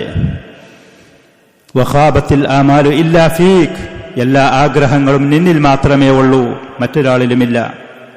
വൻസദ്ദത്തി തുറുഖ് ഇല്ലാ ഇലൈക്, സകല വഴികളും അടഞ്ഞു കിടക്കുകയാണ് അല്ലാഹുവേ നിന്നിലേക്കല്ലാതെ. വഉഗ്ലിഖത്തിൽ അബ്വാബു ഇല്ലാ ബാബുക്, നിന്റെ കവാടമല്ലാതെ മറ്റുള്ളത് മുഴുവനും അടക്കപ്പെട്ടിരിക്കുകയാണ് എന്ന് അദ്ദേഹം പറഞ്ഞു. അല്ലാഹുവിലേക്കുള്ള അതിശക്തമായ റജാഉം തവക്കുലും അതിന്റെ വാക്കുകളും. മറ്റൊരു സ്ഥലത്ത് അദ്ദേഹം പറഞ്ഞു, ലാ തഹ്ഖിദ് അലാ അഖീകൽ മുസ്ലിം, മുസ്ലിമായ നിന്റെ സഹോദരനോട് ഒരിക്കലും അസൂയ കാണിക്കരുത്. തഅല്ലമിൽ ഇൽം, ഇൽമു പഠിക്കേ. ഹാദൽ ഇൽമു സയുമയ്യിസു ലക സ്വാലിഹ മിന ത്വാലിഹ് വൽ മുഖ്തിഅ വൽ മുസീബ്, നീ അള്ളാഹുവിന്റെ ഈ ദീന് പഠിച്ചാൽ നല്ലതാരാണ്, ചീത്ത ആരാണ്, ശരിയായ ഭാഗത്തുള്ള ആരാണ്, വഴിപഴച്ചവൻ ആരാണ് എന്നുള്ളത് നിനക്കത് കൃത്യമായി മനസ്സിലാക്കി തരും എന്ന് പറഞ്ഞു. അതേപോലെ രണ്ടാമത് ഞാൻ പറയാൻ ആഗ്രഹിക്കുന്നത് റൈഹാനത്തുൽ യമൻ എന്ന് പറയുന്ന ഷെയ്ഖ് മുഖ്ബിൽ അൽ വാദിഇ റഹിമഹുല്ല, അദ്ദേഹത്തിനെ കുറിച്ചുള്ള ചെറിയ നിലക്ക് നമ്മുടെ ഈ സമയത്തിന്റെ ഉള്ളിൽ ഒതുക്കിക്കൊണ്ട്, ഷെയ്ഖ് മുഖ്ബിൽ റഹ്മത്തുള്ളാഹിയെ കുറിച്ച് കുവൈത്തിലുണ്ടായിരുന്ന അൽ വതൻ എന്ന് പറയുന്ന പത്രത്തിൽ വന്ന ചില വാർത്തകളാണ്. മുഖ്ബിൽ ഇബ്നു ഹാദി അൽ വാദിഇ അൽ ഹാഷിദി 1356 ഹിജ്റ വർഷം, 1937 ഇംഗ്ലീഷ് വർഷത്തിൽ റബീഉൽ ആഖിർ മാസം 30 അന്ന് 1422 2001 മരണപ്പെട്ടു. 1356 ജനിച്ച് 1422 മരണപ്പെട്ട്. അദ്ദേഹം യമനിൽ മാത്രമല്ല ലോകത്ത് മുഴുവനും സലഫി ദഅവത്തിന്റെ ആ ദഅവത്ത് പടർന്ന് പന്തലിപ്പിച്ച അതിന്റെ മഹാനായ നേതൃത്വം കൊടുത്ത ഇമാമായിരുന്നു, പണ്ഡിതനായിരുന്നു. അദ്ദേഹം യമനിലുണ്ടായിരുന്ന ഹുദൈദ എന്ന് പറയുന്ന ആ സ്ഥലത്ത്, ദിമ്മാജി എന്ന് പറയുന്ന ആ പ്രദേശത്ത്, ഗ്രാമത്തിൽ ഒരു സലഫി മദ്രസ അദ്ദേഹം സ്ഥാപിച്ചു. ദാറുൽ ഹദീസ് എന്ന് അദ്ദേഹം അതിന് പേര് കൊടുത്തു. ലോകത്തിന്റെ നാനാഭാഗങ്ങളിൽ നിന്ന്, നാനാഭാഗം എന്ന് പറഞ്ഞാൽ ഏഷ്യയിൽ നിന്നും ആഫ്രിക്കയിൽ നിന്നും അമേരിക്കയിൽ നിന്നും യൂറോപ്പിൽ നിന്നും ലോകത്തിന്റെ ഏതേതൊക്കെ ദിക്കുകളുമുണ്ടോ അവിടെ നിന്ന് മുഴുവനും ആളുകൾ ആ പറയുന്ന ദാറുൽ ഹദീസിലേക്ക് ഇൽമു തേടിക്കൊണ്ടുപോയി എന്നുള്ളത്. ജീസാനുണ്ടായിരുന്ന അഹ്മദ് നജ്മി റഹ്മത്തുള്ളാഹി അലൈഹി ഒരിക്കൽ ദിമ്മാജ് മർക്കസ് കാണാൻ വേണ്ടി ചെന്നു. അങ്ങനെ ഷെയ്ഖ് മുഖ്ബിലിന്റെ കൈ പിടിച്ചുകൊണ്ട് കരഞ്ഞുകൊണ്ട് പറഞ്ഞു, ഞങ്ങൾക്ക് ഭൗതികമായ എല്ലാ സൗകര്യങ്ങളും ഉണ്ട്, പക്ഷെ ഇതുപോലത്തെ ഒരു സ്ഥാപനം, ഇത്ര വിദ്യാർത്ഥികൾ, ഷെയ്ഖ് മുഖ്ബിൽ അവിടുന്ന് വഫാത്താകുന്ന സമയത്ത് ഏകദേശം 7000-ഓളം വരുന്ന വിദ്യാർത്ഥികൾ, ഖുർആനും ഹദീസും പഠിക്കുന്ന, ദീനുൽ ഇസ്ലാം കൃത്യമായ ശരിയായ മന്നജ് പഠിക്കുന്ന ആളുകൾ, ലോകത്തിന്റെ നാനാഭാഗത്തിൽ നിന്ന് വന്ന വിദ്യാർത്ഥികൾ അവിടെ ഉണ്ടായിരുന്നു. അവിടെ പഠിച്ച വിദ്യാർത്ഥികൾ പലരും ഞങ്ങളോട് പറഞ്ഞിട്ടുണ്ട് അവിടെ നിന്നുള്ള ഭക്ഷണത്തിന്റെ കാര്യങ്ങൾ, പരിതാപകരമായ ജീവിത സാഹചര്യത്തിന്റെ കാര്യങ്ങൾ. നിസ്കാരം കഴിഞ്ഞ് ഇറങ്ങുന്ന സമയത്ത് അവിടെ നിന്ന് ഭക്ഷണം കഴിക്കുന്ന വിദ്യാർത്ഥി, വിവാഹം കഴിക്കാത്ത വിദ്യാർത്ഥികൾ, വിവാഹിതരായി ചില കുടുംബങ്ങളുമായി താമസിക്കുന്നവരോട് സലാം പറഞ്ഞ് അവരടുത്ത് ചെല്ലുമായിരുന്നു. ശരിക്കൊരു നല്ല ഭക്ഷണത്തിന് ചില സമയത്ത് നിങ്ങൾക്ക് അത്രത്തോളം പ്രയാസമുണ്ടായിട്ട്. ഇങ്ങനത്തെ പരിതാപകരമായ അവസ്ഥ. ഷെയ്ഖ് മുഖ്ബിൽ റഹ്മത്തുള്ളാഹിയെ കുറിച്ച് പറയപ്പെടുന്ന അദ്ദേഹം കാശ് എണ്ണി വിതരണം ചെയ്യലില്ലായിരുന്നു എന്നുള്ളത്. സംഭാവനകളായി അദ്ദേഹത്തിന് എടുത്തു വരും, ആ വരുന്നതിന് അദ്ദേഹം എടുത്തു കൊടുക്കും, എത്രയാണ് എന്ന് അദ്ദേഹം നോക്കലില്ലായിരുന്നു എന്ന്. ഷെയ്ഖ് മുഖ്ബിൽ റഹ്മത്തുള്ളാഹി സൗദി അറേബ്യയിൽ അദ്ദേഹം ചില ബിൽഡിങ്ങുകളിൽ ജോലിക്കാനായിട്ടാണ് വന്നു എന്ന് അദ്ദേഹത്തിനെ കുറിച്ച് പറയുന്നു. മക്കയിലാണ് ആദ്യം വന്നത്. അങ്ങനെ മഅഹദുൽ ഹറമുൽ മക്കിയിൽ വെച്ച് അദ്ദേഹം ഇൽമു പഠിക്കാൻ തുടങ്ങി. അദ്ദേഹം ജനിക്കുന്നത് ദിമ്മാജി എന്ന് പറയുന്ന, സഅദ എന്ന് പറയുന്ന യമനിലുണ്ടായിരുന്ന ആ സിറ്റിയിൽ. ഏതാണ് അദ്ദേഹത്തിന്റെ ജീവിത ദിവസം, അദ്ദേഹത്തിന്റെ കൃത്യമായത് കാണുന്നില്ല, പക്ഷേ അദ്ദേഹത്തിന്റെ ചില രേഖകളിൽ കൂടെയാണ് ഈ പറയുന്ന അതിന്റെ സമയങ്ങളും ദിവസങ്ങളും ഇവര് പറഞ്ഞത് എന്നുള്ളത്. അദ്ദേഹം ആ നാട്ടിൽ വെച്ച് ഗ്രാമത്തിൽ വെച്ച് ഇൽമ് തേടി പരിശുദ്ധ ഖുർആനും അതേപോലെ തന്നെ തജ്വീദും എഴുത്തുകളും അറബി അക്ഷരങ്ങളും കാര്യങ്ങളും അവിടെ വെച്ച് പഠിച്ച് അവിടെയുള്ള ചില ഉപദേശകരായ ആളുകളുടെ കാര്യങ്ങൾ കേട്ടു. ശരിക്ക് സെയ്ദിയ എന്ന് പറയുന്ന ഷിയ കുടുംബങ്ങൾക്ക് സ്വാധീനമുള്ള കുടുംബങ്ങളായിരുന്നു അവരുടെ കുടുംബങ്ങളൊക്കെ എന്നുള്ളതാണ്. ഷിയ റാഫിദികളാണ്, പക്ഷേ അതിൽ നിന്ന് ഇറാനിലുള്ളവരെ പോലത്തതല്ല, അഹ്ലുസുന്നയിലേക്ക് കൂടുതൽ അടുപ്പമുള്ള ആ കൂട്ടത്തിൽപ്പെട്ട ആളായിരുന്നു. അങ്ങനെ അവിടെ വന്ന് ഉപദേശം കാര്യങ്ങളും കൊടുക്കുന്ന ഒരു ദിവസം ഒരാൾ ഫതുഹുൽ മജീദ് എന്ന കിതാബ് തൗഹീദിന്റെ ഫതുഹുൽ മജീദ്, കിതാബ് തൗഹീദിന്റെ ഷറഹായ ഫതുഹുൽ മജീദ് എന്ന് പറയുന്ന കിതാബ് അദ്ദേഹത്തിന് അതിൽ പറഞ്ഞ് മനസ്സിലാക്കി കാര്യങ്ങൾ കൊടുത്ത് അത് പഠിക്കാനും അത് മനസ്സിലാക്കാനും അദ്ദേഹത്തിന് ഉപദേശം കൊടുത്തു. അതാണ് അദ്ദേഹത്തിന് ഈ സലഫി ദഅവത്തിലേക്ക് വരാൻ പ്രേരണയായത് എന്നൊക്കെ അദ്ദേഹത്തിന്റെ തർജ്ജമയിൽ കാണാൻ കഴിയും. അങ്ങനെ ഏതാണെങ്കിലും അദ്ദേഹം രണ്ടാമത് സൗദിയിൽ നിന്ന് യമനിലേക്ക് പോയി, വീണ്ടും അവിടെ വന്ന് സൗദിയിലേക്ക് തന്നെ തിരിച്ചു വന്നു. സൗദിയിൽ തിരിച്ചു വന്ന് ഹറമുൽ മക്കയിൽ അദ്ദേഹം വീണ്ടും പഠനം തുടങ്ങി. അതിന്റെ ശേഷം മർഹല താനവി അദ്ദേഹം കഴിഞ്ഞതിന്റെ ശേഷം പിന്നെ ജാമിയത്തുൽ ഇസ്ലാമിയിൽ മദീനയിൽ പോയിട്ട് അദ്ദേഹം അവിടെ പഠനം ആരംഭിച്ചു. സ്ഥിരമായി കുല്ലിയത്തു ദഅവ ഉസൂലുദ്ദീൻ എന്ന് പറയുന്ന അവിടെ പോയി അദ്ദേഹം സ്ഥിരമായിട്ട് പഠിക്കുകയും കുല്ലിയത്തു ശരിയാത്തിൽ മുൻതസിബായി, കുല്ലിയത്തു ശരിയാത്തിൽ മുൻതസിബി എന്ന് പറഞ്ഞാൽ ഒരേ സമയത്ത് 2 കോളേജിൽ അദ്ദേഹം പഠനം നടത്തി എന്നുള്ളതാണ്. കുല്ലിയത്തു ദഅവയിൽ അദ്ദേഹം അവിടുത്തെ സ്ഥിരം വിദ്യാർത്ഥിയായിക്കൊണ്ടും കുല്ലിയത്തു ശരിയാത്തിൽ അദ്ദേഹം മുൻതസിബി എന്ന് പറഞ്ഞാൽ പുറത്തുനിന്ന് പഠിക്കുകയും പരീക്ഷ അവിടെ പോയി എഴുതുകയും ചെയ്യുന്ന ആ സംവിധാനം. അങ്ങനെ അവിടെ വെച്ച് അദ്ദേഹം പഠനം നടത്തിയതിന് ശേഷം അദ്ദേഹത്തിന് മാജിസ്റ്റീർ എന്ന് പറയുന്ന ഉപരിപഠനത്തിലും ഉള്ള ഡിഗ്രികളും സർട്ടിഫിക്കറ്റുകളും അവിടെ വെച്ച് അദ്ദേഹം നേടിയെടുത്തു. അങ്ങനെ അദ്ദേഹത്തിന്റെ പഠനത്തിന്റെ ഏകദേശം അവസാന സമയത്ത് സൗദി അറേബ്യയിൽ ഒരു തെറ്റിദ്ധാരണയുടെ പേര് ജുഹൈമാൻ എന്ന് പറയുന്ന നിങ്ങൾ ചില ആളുകൾ കേട്ടിട്ടുണ്ടാകും. മസ്ജിദുൽ ഹറാമിൽ പണ്ട് മയ്യത്തുകളാണ് എന്ന് പറഞ്ഞ ആയുധങ്ങൾ കടത്തിയിട്ട് സൗദി അറേബ്യയിൽ ചെറിയ പ്രയാസങ്ങൾ മസ്ജിദുൽ ഹറാമിൽ ഉണ്ടാക്കിയ ജുഹൈമാൻ എന്ന് പറയുന്ന ആ വ്യക്തി, അവരൊക്കെ ഷെയ്ഖ് മുഖ്ബിലിന്റെ ദർസുകളിലും ഉപദേശങ്ങളും കേൾക്കലുണ്ട്. ഇദ്ദേഹമാണ് അവരെ പ്രേരിപ്പിച്ചത് എന്നുള്ള തെറ്റിദ്ധാരണയുടെ പേരിൽ അറസ്റ്റ് ചെയ്ത് സൗദി അറേബ്യയിൽ നിന്ന് യമനിലേക്ക് കയറ്റി അയക്കുകയാണ് ചെയ്തത്. അറസ്റ്റ് ചെയ്തിട്ട് കുറച്ച് ദിവസം 3 മാസത്തിൽ ജയിലിലിട്ടു. അതിന്റെ ശേഷം പിന്നീട് സൗദി അറേബ്യയിലേക്ക് തിരിച്ചു വരാൻ ഒരിക്കലും അനുവാദമില്ലാത്ത നിലക്ക് യമനിലേക്ക് ഷെയ്ഖ് മുഖ്ബിലിനെ കയറ്റിവിട്ടു. അദ്ദേഹത്തിന്റെ ഗ്രന്ഥങ്ങളും അദ്ദേഹത്തിന്റെ മറ്റുള്ള വിഭവങ്ങൾ മുഴുവനും സൗദിയിലായിരുന്നു.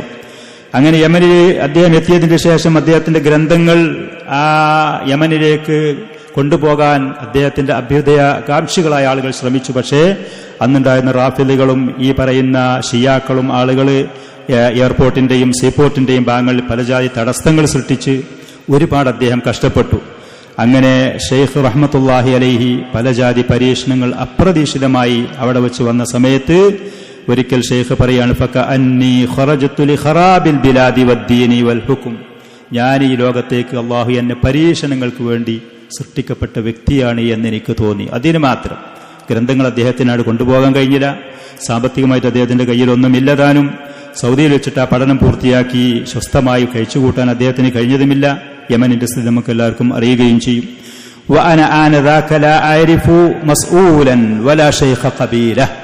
ഞാനങ്ങനെ യമനിൽ ചെല്ലുന്ന ആ നിസ്സഹായതയുടെ അവസ്ഥയിൽ ഉത്തരവാദപ്പെട്ട ഒരു ഭരണതലത്തിൽ ഉത്തരവാദപ്പെട്ട ഒരാളെനിക്കറിയൂല, ഒരു ഗ്രാമമുഖ്യനെ എനിക്കറിയൂല. ഇത് ഷെയ്ഖ് മുഖ്ബിൽ റഹ്മത്തുള്ളാഹി അലൈഹി ഇത് പറയുമ്പോൾ സ്വാഭാവികമായിട്ടും 10-13 വർഷത്തിലേറെ സൗദിയിൽ നിന്ന് നമ്മൾ ഈ നാട്ടിലേക്ക് വരുന്ന സമയത്ത് ഇതുപോലത്തെ ഒരു നിസ്സഹായത അനുഭവപ്പെട്ടിരുന്നു. ഇതുപോലത്തെ ഒരവസ്ഥ, ഇതേ ഒരവസ്ഥയാണ് ഷെയ്ഖ് മുഖ്ബിൽ റഹ്മത്തുള്ളാഹി അലൈഹി പറയുന്നത്. നമുക്കവിടെ ഒരു ഭരണകൂടത്തിലുള്ള ഉത്തരവാദപ്പെട്ട ആളറിയില്ല, എന്തെങ്കിലും റെക്കമെൻഡ് ചെയ്യാനോ സഹായം ചെയ്യാനോ, അതേപോലെ ഒരു ഗ്രാമമുഖ്യനെയും അറിയൂല. ഫഅഖൂലു ഹസ്ബിയല്ലാഹു വനിഅമൽ വക്കീൽ, ഫഅഖൂലു ഹസ്ബിയല്ലാഹു വനിഅമൽ വക്കീൽ, ഞാനത് പറയുമായിരുന്നു. വഇദാ ലുഖ്തു, എനിക്ക് മാനസികമായി ഇടുക്കവും പ്രയാസവും വരുമ്പോൾ ദഹബത്തു ഇലാ സൻഅ, ചിലപ്പോൾ സൻഅയിലേക്ക് പോകും, അതല്ലെങ്കിൽ ഹാഷിദിലേക്ക് പോകും, അല്ലെങ്കിൽ ദമാറിലേക്ക് പോയി. ഇതൊക്കെ യമനിലുള്ള ഓരോ പ്രദേശങ്ങളാണ്. വഹകദ ഇലാ തഅസ് വആബ് വൽഹുദൈദ ദഅവതൻ വസിയാറത്തൻ ലിൽ ഇഖ്വാനി ഫില്ലാ, അല്ലാഹുവിന്റെ ദീനുള്ള സഹോദരന്മാരെ സന്ദർശിച്ചുകൊണ്ടും അവന്റെ ദീനിലേക്കുള്ള ദഅവത്തായിക്കൊണ്ടും പോകുമായിരുന്നു. പരീക്ഷണങ്ങളുടെ തീച്ചൂളയിൽ മഹാനായ ആ പണ്ഡിതൻ കഴിച്ചുകൂട്ടി എന്നുള്ളത്. അങ്ങനെ ഏതാണെങ്കിലും അവിടെ വെച്ച് ആളുകൾ അവിടെ ഒരു മഅഹദ് സ്ഥാപിച്ച് ഷെയ്ഖിന് അവിടെ അധ്യാപനം നടത്താൻ സൗകര്യങ്ങൾ ചെയ്തു കൊടുത്തു. പിന്നീട് അവരുമായി ആശയ കാര്യങ്ങളിൽ അവർ ഇഖ്വാനുൽ മുസ്ലിമീന്റെ സ്വാധീനമുള്ളവരായിരുന്നു. അതിന്റെ പേരിൽ അവരുമായി അഭിപ്രായ വ്യത്യാസങ്ങൾ ഉണ്ടായി. ഷെയ്ഖ് ആ മഅഹദ് ഒഴിവാക്കി അദ്ദേഹം പള്ളിയിൽ വെച്ച് ദർസ് നടത്തുന്നതിൽ ഈ പറയുന്ന ദിമ്മാജിലുള്ള ചെറിയൊരു പള്ളി അദ്ദേഹത്തിന്റെ കുടുംബത്തിൽപ്പെട്ട ആളുകൾ അദ്ദേഹത്തിന് ഒരുക്കി കൊടുത്തു. അവിടെ വെച്ച് അദ്ദേഹം ദഅവത്ത് കുട്ടികൾക്ക് പഠിപ്പിച്ചു കൊണ്ട് അവിടെ അദ്ദേഹത്തിന്റെ ജീവിതം ആരംഭിച്ചു. അങ്ങനെ ലോകത്തിന്റെ നാനാഭാഗങ്ങൾ ഏറ്റവും ആദ്യം മിസ്റിൽ നിന്നൊക്കെയുള്ള ആളുകൾ അദ്ദേഹത്തിന്റെ അടുത്തേക്ക് ദീന് പഠിക്കാൻ വേണ്ടി വരവ് തുടങ്ങി. അങ്ങനെ ലോകത്തിന്റെ നാനാഭാഗത്തിൽ നിന്നും ഏകദേശം 7000-ഓളം വരുന്ന വിദ്യാർത്ഥികൾ ഷെയ്ഖ് മുഖ്ബിൽ റഹ്മത്തുള്ളാഹി അലൈഹി അമേരിക്കയിലേക്ക് ചികിത്സയ്ക്ക് വേണ്ടി പോകാൻ വേണ്ടി ശ്രമിക്കുന്ന സമയത്ത് അദ്ദേഹം വളരെ പ്രയാസകരമായ രോഗമായി വാർദ്ധക്യമായി എന്ന് പറഞ്ഞ സമയത്ത് അല്ലാമ മുഹമ്മദ് ബിൻ സാലിഹുൽ ഉസൈമീൻ റഹ്മത്തുള്ളാഹി അലൈഹി സൗദിയിലുണ്ടായിരുന്ന ഭരണാധികാരികളോട് ഇദ്ദേഹത്തിന്റെ കാര്യം അവതരിപ്പിക്കുകയും അദ്ദേഹത്തിന് നമ്മുടെ അയൽവാസിയാണ്, മഹാനായ പണ്ഡിതനാണ്, ഒരു സമയത്ത് നാട്ടിൽ നിന്ന് പുറത്താക്കപ്പെട്ട വ്യക്തിയാണ്. അല്ലാഹു സുബ്ഹാനഹു വ തആല അവന്റെ ദീനിന്റെ പേരിൽ ബഹുമാനിച്ചാദരിച്ച് സൗദിയിലുള്ള ഗവൺമെന്റ് പൂർണ്ണമായ സഹായങ്ങളും ആദരവുകളും ചെയ്ത് സൗദിയിലേക്ക് അദ്ദേഹത്തിനെ കൊണ്ടുവന്ന് ഇവിടെ വെച്ച് ചികിത്സിച്ചു, സൗദിയിൽ വെച്ച്. അതിന്റെ ശേഷം അവർ പറഞ്ഞു അമേരിക്കയിൽ പോയാൽ നല്ല ചികിത്സ നിങ്ങൾക്ക് ലഭിക്കുമെന്ന് പറഞ്ഞ് അദ്ദേഹം അമേരിക്കയിലേക്ക് ചികിത്സക്ക് പോയി. അതിന്റെ ശേഷം വീണ്ടും സൗദിയിലേക്ക് മടങ്ങി വന്നു ഹജ്ജ് നിർവഹിക്കാൻ വേണ്ടി. പക്ഷേ രണ്ടാമത് അദ്ദേഹം സൗദിയിൽ വന്ന് വീണ്ടും ചികിത്സയ്ക്ക് വേണ്ടി അമേരിക്കയിലേക്ക് പോകാൻ ശ്രമിച്ചപ്പോൾ അദ്ദേഹത്തിന് അതിന് അനുവാദം കിട്ടിയില്ല. അദ്ദേഹത്തിന് അനുവാദം കൊടുക്കാതിരിക്കാനുള്ള കാരണം അബൂ ഖാലിദ് ബാഖൈസ് എന്ന് പറയുന്ന ഷെയ്ഖ് ഫുആദിന്റെ കൂട്ടുകാരനായിട്ട് മീറാത്തുൽ അംബിയ എന്ന് പറയുന്ന ഒരു സലഫി ഒരു സൈറ്റ് ഉണ്ടായിരുന്നു കുറച്ചു മുമ്പ്. മീറാത്തുൽ അംബിയ നിങ്ങളാരും കേട്ടിട്ടുണ്ടോ എന്ന് പറയുന്നു. അതിന്റെ ഉടമസ്ഥനായിരുന്ന അബൂ ഖാലിദ് ബാഖൈസ് നമുക്ക് അറിയുന്ന സഹോദരനാണ്. അദ്ദേഹം പറഞ്ഞു ഷെയ്ഖ് മുഖ്ബിൽ രണ്ടാമത്തെ പ്രാവശ്യം അമേരിക്കയിൽ പോകാൻ വേണ്ടി ശ്രമിച്ചപ്പോൾ അദ്ദേഹത്തിന് അവർ അനുവാദം കൊടുക്കാതിരിക്കാൻ കാരണം ഷെയ്ഖ് മുഖ്ബിൽ ദിമ്മാജിലുള്ള സമയത്ത് അമേരിക്കയുടെ യമനിലുണ്ടായിരുന്ന സ്ഥാനപതി വനിത ബാർബറ എന്ന് പറയുന്ന പെണ്ണ് ആരാണ് ഈ സ്ഥാപനത്തിന്റെ ഉടമ, ആരാണ് ഇവിടുത്തെ പ്രധാനി, അദ്ദേഹത്തിന് എനിക്കൊന്ന് കാണണമെന്ന് പറഞ്ഞ് അലി അബ്ദുള്ള സാലിഹി എന്ന് പറയുന്ന യമനിലുണ്ടായിരുന്ന അന്നത്തെ പ്രസിഡന്റിനോട് അനുവാദം ചോദിച്ച് യമനിലുണ്ടായിരുന്ന പ്രമുഖരും പ്രധാനികളെയും കൂട്ടിയിട്ട് ദിമ്മാജി സന്ദർശിക്കാൻ വേണ്ടി വന്നു. അങ്ങനെ ദിമ്മാജിൽ വന്ന സമയത്ത് ഭരണാധികാരിയും അവിടെ ഉണ്ടായിരുന്ന ഗവർണറും അടക്കമുള്ള ആളുകൾ ഷെയ്ഖ് മുഖ്ബിലിനോട് ബർബറ എന്ന് പറയുന്ന അമേരിക്കൻ സ്ഥാനപതി അവർക്ക് നിങ്ങളെ നേരിട്ട് കാണണം, കാര്യങ്ങൾ സംസാരിക്കണമെന്ന് പറഞ്ഞു. ഷെയ്ഖ് മുഖ്ബിൽ പറഞ്ഞ അവരൊരു പെണ്ണാണെങ്കിൽ ഇവിടെ പെണ്ണുങ്ങളുടെ കിസ്മുണ്ട്, പള്ളിയുണ്ട്, സ്ഥാപനമുണ്ട്, അവിടെ പോയി കാര്യങ്ങൾ സംസാരിച്ച് അന്വേഷിച്ചോട്ടെ, എനിക്കവളെ മുഖം കൊടുക്കാൻ ഞാൻ സമ്മതിക്കുന്നില്ല എന്ന് പറഞ്ഞു. പല സമ്മർദ്ദങ്ങളും വന്നു ഷെയ്ഖ് മുഖ്ബിലിന്. പക്ഷെ അദ്ദേഹം പറഞ്ഞു ഞാനതിന് അനുവദിക്കുകയില്ല, എനിക്ക് സമ്മതമല്ല, അവൾക്ക് എന്നെ കാണണം, ഇവിടുത്തെ കാര്യങ്ങൾ ചോദിച്ചറിഞ്ഞ് മനസ്സിലാക്കണമെന്നുണ്ടെങ്കിൽ സമർത്ഥരായ അറബി അറിയുന്നവരുണ്ട്, ഇംഗ്ലീഷ് അറിയുന്ന വിദ്യാർത്ഥിനികളുണ്ട്, സ്ത്രീകളുണ്ട്, ആ ഭാഗത്തേക്ക് പോയിട്ട് അവള് കാര്യങ്ങൾ അന്വേഷിക്കട്ടെ എന്ന് പറഞ്ഞു. ഏതാണെങ്കിലും ആ പറയുന്ന അംബാസഡർ ആ സ്ത്രീയെ കാണാൻ അനുവദിക്കാതിരുന്നപ്പോ അവർ ദേഷ്യം കൊണ്ട് ഈ മനുഷ്യനെ ഇനി അമേരിക്കയിൽ കാലുകുത്താൻ ഞാൻ അനുവദിക്കുകയില്ല എന്ന് പറഞ്ഞു. അങ്ങനെ ഷെയ്ഖ് മുഖ്ബിൽ റഹ്മത്തുള്ളാഹി അലൈഹി രണ്ടാമത്തെ പ്രാവശ്യം ചികിത്സയ്ക്ക് വേണ്ടി അമേരിക്കയിലേക്ക് അനുവാദം കിട്ടാതെ അദ്ദേഹം നേരെ ജർമ്മനിയിലേക്കാണ് പോയത് എന്നുള്ളത്. സൗദി ഗവൺമെന്റിന്റെ പൂർണ്ണമായ സഹായങ്ങളും സംരക്ഷണങ്ങളും മറ്റുള്ള എല്ലാവിധ സപ്പോർട്ടോടുകൂടെ ജർമ്മനിയിൽ പോയി. അങ്ങനെ അദ്ദേഹത്തിന്റെ ആരോഗ്യസ്ഥിതി വളരെ മോശമാവുകയും രണ്ടാമത് പിന്നെ ജിദ്ദയിലേക്ക് തിരിച്ചു വന്നു. ജർമ്മനിയിലുള്ള ഡോക്ടർമാർ വിദഗ്ധർ പറഞ്ഞു ഇദ്ദേഹത്തിന്റെ ചികിത്സയിൽ ഇനി സാധ്യത കുറവാണ്, നാട്ടിലേക്ക് തിരിച്ചു പോകുന്നതായിരിക്കും നല്ലത് എന്ന് പറഞ്ഞു. അങ്ങനെ ജിദ്ദയിലേക്ക് വന്നു. ജിദ്ദയിൽ വന്ന സമയത്ത് ജിദ്ദ എയർപോർട്ടിൽ അദ്ദേഹത്തിനെ സ്വീകരിക്കാൻ വേണ്ടി അമീർ നായിഫ് എന്ന് സൗദിയിലുണ്ടായിരുന്ന അമീർ നായിഫ് അടക്കമുള്ള ആളുകൾ, പ്രധാനികളായ പ്രമുഖരായ ആളുകൾ വരുന്ന ആ ഭാഗത്തിൽ കൂടെ അദ്ദേഹത്തിനെ എയർപോർട്ടിൽ പ്രവേശിപ്പിച്ചു വന്നിരിക്കുന്ന സമയത്ത് ഷെയ്ഖ് മുഖ്ബിൽ ചോദിച്ചത്രേ അമീർ നായിഫിനോട്, യാ അമീർ നായിഫ് ഐനല്ലാ, അമീർ നായിഫിനോട് ചോദിച്ചു അള്ളാഹു എവിടെയാണ്? ഷെയ്ഖ് മുഖ്ബിന്റെ രീതി അങ്ങനെയായിരുന്നു. ഭരണാധികാരികളാണെങ്കിലും ദീനിന്റെ കാര്യത്തിൽ അവരോട് കാര്യങ്ങൾ സംസാരിക്കുന്നു. അമീർ നായിഫ് റഹിമഹുല്ല അദ്ദേഹം പറഞ്ഞു ഷെയ്ഖ് മുഖ്ബിൽ അള്ളാഹു ഫിസ് സമാഇയാണ്, നമ്മൾ അവിശ്വാസക്കാരനാണ്, നമ്മളൊക്കെ സലഫികളാണ് എന്ന് പറഞ്ഞ് സന്തോഷിച്ചു എന്നുള്ളതൊക്കെ അദ്ദേഹത്തിന്റെ കൂടെ ഉണ്ടായിരുന്ന വിശ്വസ്തരായ സഹോദരന്മാരുടെ വിശ്വാസയോഗ്യമായ കാര്യങ്ങൾ, റിപ്പോർട്ടുകൾ നമുക്ക് അദ്ദേഹത്തിന്റെ തർജമയിൽ നോക്കിയാൽ കാണാൻ കഴിയും. ഏതാണെങ്കിലും മഹാനായ ആ പണ്ഡിതൻ ജിദ്ദയിൽ വെച്ചാണ് അദ്ദേഹം മരണപ്പെടുന്നത്. സൗദി ഗവൺമെന്റിന്റെ പൂർണ്ണമായ ബഹുമാന ആദരവോടുകൂടി ഒരു സമയത്ത് പുറത്താക്കപ്പെട്ട പണ്ഡിതൻ അല്ലാഹു സുബ്ഹാനഹു വ തആല അദ്ദേഹത്തിന്റെ ആദരവ് തിരിച്ചു കൊടുത്തു എന്നുള്ളതാണ്. പുറത്താക്കി നാട്ടിൽ പോയതിന്റെ ശേഷം അദ്ദേഹം അവിടെ വെച്ച് അള്ളാഹുവിന്റെ റസൂലിന്റെ സുന്നത്തിന്റെ വക്താവായി തലയുയർത്തിപ്പിടിച്ചു എന്നുള്ളതുമാണ്. ഏതാണെങ്കിലും റബീഉൽ ആഖിർ മാസത്തിൽ 1422 ഹിജറ വർഷത്തിൽ അദ്ദേഹം ജിദ്ദയിൽ വെച്ച് വഫാത്തായി. വദുഫിന ഫി മഖ്ബറത്തിൽ അദ്ലി ഫി മക്ക, മക്കയിലുള്ള അൽ അദ്ൽ എന്ന് പറയുന്ന ഖബർസ്ഥാനിയിൽ അദ്ദേഹത്തിന് മറമാടപ്പെട്ടു. അദ്ദേഹം മരിച്ച് അദ്ദേഹം വഫാത്തായ അദ്ദേഹത്തിന്റെ മയ്യത്ത് സംസ്കരണവുമായി ആ ദിവസത്തിൽ പങ്കെടുത്ത ആളുകൾ അതൊരു ചരിത്രപരമായ ദിവസമായിരുന്നു എന്ന് പങ്കെടുത്ത സഹോദരന്മാർ പലരും പറഞ്ഞത് നമുക്ക് ഓർമ്മയുണ്ട്. ധാരാളം ചില കിതാബുകളൊക്കെ ഷെയ്ഖ് മുഖ്ബിൽ റഹ്മത്തുള്ളാഹി അലൈഹിയും രേഖപ്പെടുത്തി. അദ്ദേഹത്തിന്റെ ധാരാളം ശിഷ്യന്മാരുണ്ട്. അദ്ദേഹത്തിനെ കുറിച്ച് ഈ പറയുന്ന പണ്ഡിതന്മാർ പലരും പ്രശംസിച്ച വിശേഷിപ്പിച്ച കാര്യങ്ങൾ അദ്ദേഹത്തിന്റെ തർജ്ജമയിലൊക്കെ നമുക്ക് കാണാൻ കഴിയും. ഷെയ്ഖ് മുഖ്ബിൽ റഹ്മത്തുള്ളാഹി അലൈഹി പറഞ്ഞ ചില വാക്കുകൾ അദ്ദേഹം പറഞ്ഞു, ഇന്നമാ യർഫഉല്ലാഹു ശഖ്സ ബിഖദ്രി തമസ്സുകിഹി ബിസുന്നത്തി റസൂലി സല്ലല്ലാഹു അലൈഹി വസല്ലം. ഒരു മനുഷ്യൻ അള്ളാഹുവിന്റെ റസൂലിന്റെ സുന്നത്തി എങ്ങനെ മുറുകെ പിടിക്കുന്നു അതനുസരിച്ചാണ് അള്ളാഹു ആ മനുഷ്യന് ഉയർച്ചയും ഇസ്സത്തും പ്രതാപം നൽകുക. മറ്റൊരു സ്ഥലത്ത് അദ്ദേഹം പറഞ്ഞു, അൻസഹു ഇഖ്വാനി ഫില്ലാഹി അഹ്ലു സുന്ന, എന്റെ സഹോദരന്മാരായ അഹ്ലു സുന്നയോട് എനിക്കുള്ള നസീഹത്ത് ബിൽ ഇഖ്ബാരി അലൽ ഇൽമി നാഫിഇ, ഉപകാരപ്രദമായ ഇൽമ് അത് തേടാൻ അതിലേക്ക് മുന്നിടണം എന്നുള്ളത്. വസ്സുദ്ഖി മഅല്ലാഹി വൽ ഇഖ്ലാസ്, അള്ളാഹുവിനോട് കൂടെ മുഖ്ലിസീങ്ങളായി സാദിഖീങ്ങളായി നിൽക്കണം എന്നുള്ളതുമാണ് എന്ന് പറഞ്ഞു. ഷെയ്ഖ് റഹിമഹുള്ള പറഞ്ഞു, അരിഫുന്നാസ സുന്ന ഫമാ ദൂന സുന്നത്തി ബാത്തിലുൻ, ആളുകൾക്ക് നിങ്ങൾ സുന്നത്ത് പഠിപ്പിച്ചു കൊടുക്കുക, അള്ളാഹുവിന്റെ റസൂലിന്റെ സുന്നത്തിൻ്റെതാണെന്ന് പഠിപ്പിച്ചു കൊടുക്കുക. ഫമാ ദൂന സുന്നത്തി ബാത്തിൽ, സുന്നത്തല്ലാത്തതൊക്കെ അത് അസത്യമാണ്, അത് നമ്മൾ അതിന് വില കൊടുക്കേണ്ട ആവശ്യമില്ല, സുന്നത്തിന് പ്രാധാന്യം കൊടുക്കുക. മറ്റൊരു സ്ഥലത്ത് മഹാനായ ആ പണ്ഡിതൻ പറഞ്ഞു, ഇദാ തസ്വംത ബില്ലാഹ്, നീ അള്ളാഹുവിനെ മുറുകെ പിടിച്ച് ജീവിക്കുന്ന പക്ഷം, അള്ളാഹുവിനെ തവക്കുലാക്കി അവനെ പ്രതീക്ഷിച്ച് അള്ളാഹുവിനോട് സഹായത്തെ തേടി അള്ളാഹുവിൽ മുറുകെ പിടിച്ച് നീ ജീവിക്കുന്ന പക്ഷം, ലൗ അന്ന ജമീഅ മാ ഫിൽ കൗനി തആമറു അലൈക്, ലോകത്തുള്ളവർ മുഴുവനും നിനക്ക് എതിരായിക്കൊണ്ട് അവരെല്ലാവരും ഒരുമിച്ച് കൂടിയാൽ പോലും ലജഅലല്ലാഹു ലക ഫറജൻ വ മഖ്റജാ, നിനക്ക് രക്ഷപ്പെടാൻ ഒരു പോം വഴി, നീ അകപ്പെട്ട പ്രതിസന്ധിയിൽ നിന്ന് പുറത്തു കടക്കാനുള്ളൊരു വഴി അള്ളാഹു നിനക്കുണ്ടാക്കി തരും. ഇതാണ് അള്ളാഹുവിന്റെ ദീനുമായി മുന്നോട്ടു പോകുമ്പോൾ നാം കൈമുതലായി കരുതേണ്ട ശക്തമായ ആയുധം ഇതാണ്. അള്ളാഹുവിൽ തവക്കുലാക്കി അള്ളാഹുവിനെ മുറുകെ പിടിച്ച് അവനിൽ പ്രതീക്ഷ അർപ്പിച്ച് അള്ളാഹുവിനോട് സഹായത്തെ തേടി മുന്നോട്ട് പോവുക എന്നുള്ളത്, അള്ളാഹുവിന്റെ ദീന് അത് മുറുകെ പിടിക്കുക എന്നുള്ളതും. അള്ളാഹു സുബ്ഹാനഹു വ തആല അങ്ങനത്തെ ആളുകൾക്ക് ഈ ലോകത്തുള്ളവർ മുഴുവനും അവർക്കെതിരായിട്ട് അവരിറങ്ങിയാലും അവര് പ്രവർത്തിച്ചാലും ഏത് കുതന്ത്രങ്ങൾ അവർ പയറ്റിയാലും ഇവർക്ക് രക്ഷപ്പെടാനുള്ളൊരു മാർഗം, ഒരു പോംവഴി അള്ളാഹു സുബ്ഹാനഹു വ തആല ഉണ്ടാക്കി കൊടുക്കും. അള്ളാഹു നമുക്ക് സഹായം നൽകുമാറാവട്ടെ. മറ്റ് ഒരു പണ്ഡിതൻ ഞാൻ നിങ്ങളോട് പറഞ്ഞത് മുഹമ്മദ് അമാനുൽ ജാമി റഹ്മഹുല്ലാ, മുഹമ്മദ് അമാനുൽ ജാമി ആഫ്രിക്കയിൽ നിന്നാണ് അദ്ദേഹം വന്നത്. അദ്ദേഹം ഈ പറയുന്ന സാലിഹുൽ ഫൗസാൻ, അതേപോലെ തന്നെ റബീഉ ഇബ്നു ഹാദി, ഇന്ന് ജീവിച്ചിരിക്കുന്ന കിബാറുകളായിട്ടുള്ള ഈ പണ്ഡിതന്മാർ, ഈ അടുത്ത് മരണപ്പെട്ടവരുമല്ലാത്തവരുമായ അവരുടെയൊക്കെ ഷെയ്ഖും ഉസ്താദുമായി മദീനയിലുള്ള ജാമിയത്തുൽ ഇസ്ലാമിയിലും അതേപോലെ തന്നെ റിയാദിലും ജിസാനിലുള്ള സാമത്തയിലൊക്കെ അധ്യാപനം നടത്തിയ മഹാനായ പണ്ഡിതനാണ്.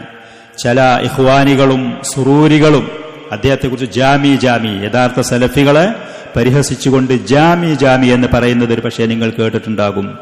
ഇദ്ദേഹത്തെ പരിഹസിച്ചുകൊണ്ട് ആദരണീയനായ ബഹുമാന്യനായ വിശ്വാസപരമായ കാര്യങ്ങളിൽ വളരെ ശക്തമായ കൃത്യമായ അധ്യാപനങ്ങളും നിലപാടുകളുമുള്ള മഹാനായ പണ്ഡിതനാണ് മുഹമ്മദ് അമാനുൽ ജാമി റഹിമഹുല്ല. വലാലത്തിന്റെ ആളുകൾ, വഴികേടിന്റെ ആളുകൾ അദ്ദേഹത്തെ പരിഹസിച്ചുകൊണ്ടാണ് ജാമി എന്ന് പറയുന്നത്. ഷെയ്ഖ് റബീഅ മദാഖലികൾ എന്ന് പറഞ്ഞ് പരിഹസിക്കുന്നത് പോലെ വൈലുല്ലി കുല്ലി ഹുമസത്തിൽ ലുമസ. അദ്ദേഹത്തിന്റെ പേര് മുഹമ്മദ് അമാൻ ഇബ്നു അലി ജാമി അലി യുഖന്ന അബു അഹ്മദ് എന്നാണ് അദ്ദേഹത്തിന്റെ കുഞ്ഞത്ത്. ഹബിഷ്യക്കാരനാണ് അദ്ദേഹം. ആഫ്രിക്കയിലുള്ള ഹബിഷ്യയിൽ നബി സല്ലല്ലാഹു അലൈഹി വസല്ലമയുടെ സഹാബത്ത് മുമ്പ് ഹിജറ പോയ എത്യോപ്യയിൽ മന്തിഖത്തി ഹറർ എന്ന് പറയുന്ന പ്രദേശത്ത് ഖറിയത്തി തഗാതാബ് എന്നാണ് ആ സ്ഥലത്തിന്റെ ഗ്രാമത്തിന്റെ പേര്. ആഫ്രിക്കയാണ്.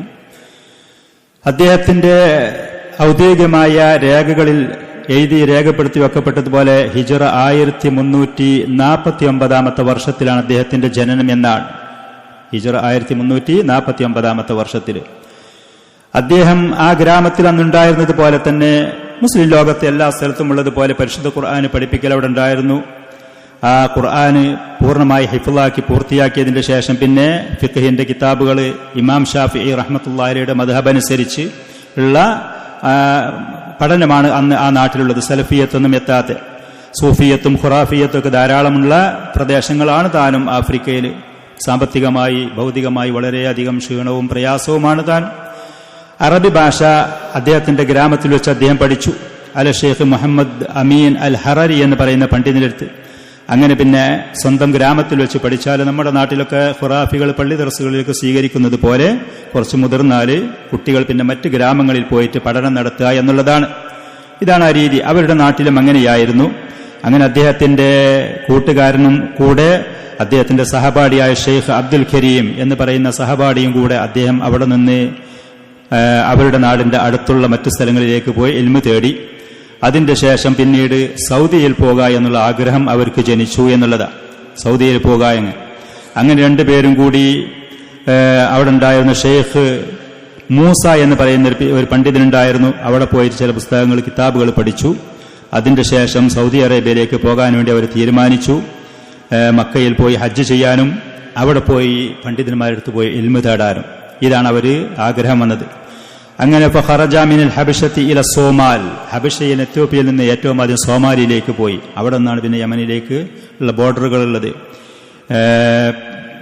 അങ്ങനെ സോമാലിൽ ചെന്ന് ഫറക്കിബ അൽ ബഹറ, അങ്ങനെ അവര് അവിടെ ചെന്ന് കപ്പലിൽ കയറി മുത്തവജ്ജിഹീന ഇല അദൻ, യമനിലുള്ള അദൻ എന്ന് പറയുന്ന ആ പട്ടണത്തിലേക്ക് ഉദ്ദേശിച്ചുകൊണ്ട് ഹൈതു വാജഹതുഹുമാ മസാഇബു വ മഖാതിറു ഫിൽ ബഹർ വൽ ബർ, കരയിലും കടലിലും ധാരാളം ഭീഷണികളും പ്രയാസങ്ങളും അവർക്ക് നേരിടേണ്ടി വന്നു. ചെറിയ കപ്പലുകളായിരിക്കും, പായക്കപ്പലുകളായിരിക്കും, മറ്റുള്ള സൗകര്യങ്ങൾ കുറവായിരിക്കും, ധാരാളം ആളുകളുണ്ടാകും, ഇതുപോലത്തെ പ്രയാസങ്ങൾ പലതും. അങ്ങനെ ഏതാണെങ്കിലും അവർ അദനിലെത്തി യമനിൽ. സുമ്മ സാറ ഇലൽ ഹുദൈദ സൈറൻ അലൽ അഖ്ദാം, നടന്നുകൊണ്ട് അവർ ഹുദൈദയിലേക്ക്. അവരുടെ കയ്യിൽ സാമ്പത്തികമായി കഴിവും പ്രാപ്തിയൊന്നുമില്ല. യമൻ അദനിൽ നിന്ന് ഹുദൈദ ഒരുപാട് ദൂരമുള്ള കിലോമീറ്ററുകൾ നടന്നുകൊണ്ട് അവിടെ എത്തി. ഫസാമ ഷഹ്റ റമളാൻ, അവിടെ വെച്ച് നോമ്പ് മാസമായിരുന്നു, നോമ്പ് അനുഷ്ഠിച്ചു, അവിടെ കഴിച്ചുകൂട്ടി. ഫിഹ, അവിടെ വെച്ച് ഇതിന്റെ ഇടയിലൊക്കെ ചില തൊഴിലുകളും ജോലികളൊക്കെ ചെയ്തുകൊണ്ടാണ് ഇവർ അവർക്കുള്ള സാമ്പത്തികമായ കാര്യങ്ങൾ സംഘടിപ്പിക്കൽ. മുൻഗാമികളായ ഇമാമികൾ പലരും യാത്ര ചെയ്തിരുന്ന അങ്ങനെയായിരുന്നു. അങ്ങനെ റമളാൻ മാസം കഴിഞ്ഞതിന് ശേഷം സുമ്മ ഖാദറ ഇല സഊദിയ, സൗദിയിലേക്ക് എത്തി. ഫമറ ബിസാമിത്ത, ജീസാനിലാണ് എത്തിയത്. അബി അരീഷ് ഹത്ത ഹസല അല ഇദ്നി ദുഖൂൽ ഇല മക്ക, മക്കയിലേക്ക് പ്രവേശിക്കാനുള്ള അനുവാദം ഗവൺമെന്റിൽ നിന്ന് കിട്ടി. വകാന കുല്ലുഹ സൈറൻ അൽ അഖ്ദാം, ഇതൊക്കെ നടന്നുകൊണ്ടായിരുന്നു. ജിസാനിൽ വന്നു, അബി അരീഷിൽ വന്നു, അവിടുന്ന് മക്കയിൽ വന്നു. ഇതൊക്കെ കാൽനടയായി നടന്നുകൊണ്ടാണ് അവർ വന്നത്. വഫിൽ യമനി ഹദ്ദറഹുമാ ബഅദു ശുയൂഖ് ഫീഹാ മിന ദഅവത്തി സലഫിയ്യത്തി അല്ലത്തി യുത്ലിഖൂന അലൈഹാ അൽ വഹാബിയ, യമനിൽ നിന്ന് അവർ സൗദിയിലേക്ക് പോരുകയാണ് എന്ന് പറഞ്ഞ സമയത്ത് അവിടെയുള്ള ഖുറാഫികളായ ചില മശായിഖന്മാർ പറഞ്ഞു, സൗദിയിൽ പോയി വഹാബികളായി നിങ്ങൾ നശിക്കാൻ പോകേണ്ട, അവിടെ പോയി പരാജയപ്പെടേണ്ട എന്നൊക്കെ പറഞ്ഞ് അവരെ ഭീഷണിപ്പെടുത്തുകയും നിരുത്സാഹപ്പെടുത്തുകയും ഒക്കെ ചെയ്തു എന്നുള്ളത്. അങ്ങനെ ഏതാണെങ്കിലും 1369 വർഷത്തിൽ ഹജ്ജ് കർമ്മം മഹത്തായ ആ ഇബാദത്ത് അവർ നിർവഹിച്ചു. അതിന്റെ ശേഷം മസ്ജിദുൽ ഹറാമിൽ വെച്ച് ഹലഖാത്തുൽ ഇൽമ്, അവിടെയുള്ള ഇൽമിന്റെ സദസ്സുകളിൽ പങ്കെടുത്തുകൊണ്ട് മശായിഖന്മാരിൽ അവർ ഇൽമ് തേടി. അന്ന് അവിടെ ഉണ്ടായിരുന്ന അബ്ദുർ റസാഖ് ഹംസ എന്ന് പറയുന്ന ഈജിപ്ഷ്യനായിരുന്ന അന്ധനായിരുന്ന പണ്ഡിതനുണ്ടായിരുന്നു. മഹാനായ പണ്ഡിതനായിരുന്നു അദ്ദേഹം. ആദർശത്തിന്റെ മൻഹജിന്റെ കാര്യത്തിൽ നല്ല കണിഷ്ഠതയുള്ള ആളായിരുന്നു അദ്ദേഹത്തിന്റെ ശിഷ്യത്വത്തിൽ. അതേപോലെ അബ്ദുൽ ഹഖുൽ ഹാഷിമി, അഷേഖ് മുഹമ്മദ് അബ്ദുള്ള സുമാലി, ആഫ്രിക്കയിൽ നിന്ന് ഈ പറയുന്ന പല ആളുകളും. അതിന്റെ കൂട്ടത്തിൽ മക്കയിൽ വെച്ച് സമാഹത്ത് Sheikh Abdul Aziz bin Baz റഹ്മത്തുള്ളാഹിയെ പരിചയപ്പെട്ടു എന്നുള്ളത്. മക്കയിൽ വെച്ച് പരിചയപ്പെട്ടു. അങ്ങനെ പിന്നെ അബ്ദുൽ അസീസ് ബിൻ ബാസ് റഹ്മത്തുള്ളാഹി റിയാദിലേക്ക് പോകുന്ന സമയത്ത് അദ്ദേഹത്തിന്റെ കൂടെ റിയാദിലേക്ക് പോയി. അവിടെ റിയാദിലുണ്ടായിരുന്ന മഅഹദ് അത് തുറന്നു, അത് വിദ്യാർത്ഥികൾക്ക് വേണ്ടി തുറന്നു, അവിടെ സൗകര്യമുണ്ട് എന്ന് പറഞ്ഞപ്പോൾ കുറച്ചുകൂടി കൃത്യമായ ഒരു ചിട്ടയോടുകൂടെയുള്ള പഠനം എന്നുള്ള നിലക്ക് അങ്ങോട്ട് പോയി. വകുല്ലു ദാലിക ഫി അവാഇലി അസ്സബഈനാത്തിൽ ഹിജ്രിയ, ഹിജ്റ 1700 ആ തുടക്കത്തിൽ. വമിമ്മൻ സാമലഹു ഫി ദിറാസത്തിഹി അത്താനിയത്ത് ബിൽ മഅഹദ് ഷെയ്ഖ് അബ്ദുൽ മുഹ്സിൻ അൽ അബ്ബാദ്, മദീനയിലുള്ള അബ്ദുർ റസാഖുൽ ബദർ ഹഫിളഹുല്ല, അദ്ദേഹത്തിന്റെ പിതാവായ അബ്ദുൽ മുഹ്സിൻ ബിൻ ഹമദുൽ അബ്ബാദി എന്ന് പറയുന്ന മഹാനായ പ്രായാധിക്യമുള്ള ആ പണ്ഡിതൻ ഈ പറയുന്ന റിയാദിലുണ്ടായിരുന്ന മഅഹദില് ഷെയ്ഖ് മുഹമ്മദ് അമാനുൽ ജാമിയുടെ സഹപാഠിയായിരുന്നു എന്നർത്ഥം. സഹപാഠിയായിരുന്നു. അതേപോലെ തന്നെ ഫളീലത്തു ഷെയ്ഖ് അലി ബിൻ മുഹന്നൽ ഖാദി ബിൽ മഹ്കമ ശർഇയ്യ അൽ കുബ്ര, മദീനയിലുണ്ടായിരുന്ന വലിയ കോടതിയിലുണ്ടായിരുന്ന ഖാദിയായ ഷെയ്ഖ് അലി ബിൻ മുഹന്ന, ഈ പറയുന്ന ആളുകൾക്കുണ്ടായിരുന്നു. അങ്ങനെ ഏതാണെങ്കിലും പിന്നീട് ഷെയ്ഖ് ബിൻ ബാസ് റഹ്മത്തുള്ളാഹിയുടെ പ്രേരണ പ്രകാരം അദ്ദേഹം അവിടെ നിന്ന് റിയാദിൽ അധ്യാപനം നടത്തി. പിന്നീട് സ്വാമിത്തയിൽ പോയി. അതിന്റെ ശേഷം അദ്ദേഹത്തിന് വീണ്ടും മദീനയിലുള്ള ജാമിഅ ഇസ്ലാമിയ തുറന്ന സമയത്ത് അങ്ങോട്ട് അധ്യാപകനായിട്ട് അദ്ദേഹത്തിന് കൊണ്ടുവന്നു എന്നുള്ളത്. അദ്ദേഹം പഠിച്ച പണ്ഡിതന്മാരുടെ കൂട്ടത്തിൽപ്പെട്ട പല ഉലമാക്കളുണ്ട്. അബ്ദുൽ നാസിർ സാദി റഹ്മത്തുള്ളാഹി അലൈഹിയുമായിട്ട് അടുത്ത ബന്ധമുണ്ടായിരുന്നു. അതേപോലെ ഫളീലത്തു ഷെയ്ഖുൽ അല്ലാമ മുഹമ്മദ് ഖലീൽ ഹറാസ് എന്ന് പറഞ്ഞ ഈജിപ്ഷ്യൻ അഷ്അരി പണ്ഡിതനായിരുന്നു, അസ്ഹറിലുണ്ടായിരുന്നു. അങ്ങനെ അദ്ദേഹത്തിനോട് അസ്ഹറിലുണ്ടായിരുന്ന ആളുകൾ ഷെയ്ഖുൽ ഇസ്ലാം ഇബ്നു തൈമിയ റഹ്മത്തുള്ളാഹി അലൈഹി വിമർശിക്കുന്ന ഒരു റിസാല, ഒരു മുഹാദറ അദ്ദേഹത്തിനോട് നടത്താൻ വേണ്ടി അവിടുന്ന് ആവശ്യപ്പെടുകയാണ്, ഇബ്നു തൈമിയെ വിമർശിക്കാൻ വേണ്ടിയിട്ട്. അങ്ങനെ 1-2 മാസത്തോളം ഇബ്നു തൈമിയയുടെ ഗ്രന്ഥങ്ങൾ മുഹമ്മദ് ഖലീൽ ഹറാസ്, അസ്ഹരി പണ്ഡിതൻ, അഷ്അരി പണ്ഡിതൻ, അഖ്ലാനി പണ്ഡിതൻ, അദ്ദേഹം ആ പുസ്തകങ്ങൾ പഠനം നടത്തി. ഇബ്നു തൈമിയയുടെ ഗ്രന്ഥങ്ങൾ പഠിക്കും തോറും സത്യം ഇബ്നു തൈമിയയുടെ ഭാഗത്താണ്, നമ്മുടെ ഭാഗത്ത് ബാത്തിലാണ് എന്ന് അദ്ദേഹത്തിന് മനസ്സിലായി. 2 മാസങ്ങൾ അദ്ദേഹം ആ പുസ്തകങ്ങൾ പഠനം നടത്തി. മുഹാദിറയുടെ സദസ്സിൽ വന്നിട്ട് ഷെയ്ഖുൽ ഇസ്ലാം ഇബ്നു തൈമിയ്യത്തു സലഫി എന്ന് പറയുന്ന ബൃഹത്തായ 2 മണിക്കൂർ സമയമുള്ള ഒരു മുഹാദറ അസ്ഹറിന്റെ അങ്കണത്തിൽ വെച്ച് അദ്ദേഹം നടത്തി. അവിടെയുള്ള വിദ്യാർത്ഥികൾ സന്തോഷം കൊണ്ട് തക്ബീറുകൾ പറഞ്ഞിട്ടും ദീനിന്റെ ശരിയായ സുന്നത്തിന്റെ രീതി അറിയാത്ത ആളുകൾ കൈകൊട്ടിക്കൊണ്ട് മഹാനായ പണ്ഡിതനെ പ്രോത്സാഹിപ്പിച്ചു. മുഹമ്മദ് ഖലീൽ ഹറാസ് അതിന്റെ ശേഷം യഥാർത്ഥ ഒരു സലഫി പണ്ഡിതനാവുകയും മദീന യൂണിവേഴ്സിറ്റി അധ്യാപകനായി വരാനുള്ള തൗഫീഖ് അള്ളാഹു അദ്ദേഹത്തിന് നൽകുകയും ചെയ്തു. ഇതൊക്കെയാണ് മുഹമ്മദ് അമാനുൽ ജാമി റഹ്മത്തുള്ളാഹി അലൈഹിയുടെ തർജമകൾ ചുരുങ്ങിയ നിലക്ക്. അദ്ദേഹം മരിക്കുന്ന സമയത്ത് അഖീദത്തു സലഫിയ മുറുകെ പിടിക്കാനും അതേപോലെ തന്നെ പണ്ഡിതന്മാരോടുള്ള ആദരവും ബഹുമാനം അത് നിലനിർത്താനും തലബുൽ ഇൽമിലായി മുസ്ലിമീങ്ങളായ ആളുകൾ അതിന് പ്രാധാന്യം കൊടുക്കാനും വേണ്ടി വസിയത്ത് ചെയ്തതിന്റെ ശേഷമാണ് അദ്ദേഹം മദീനയിൽ വെച്ച് വഫാത്താകുന്നത്. റഹിമഹുല്ലാഹു റഹ്മത്തൻ വാസിയ.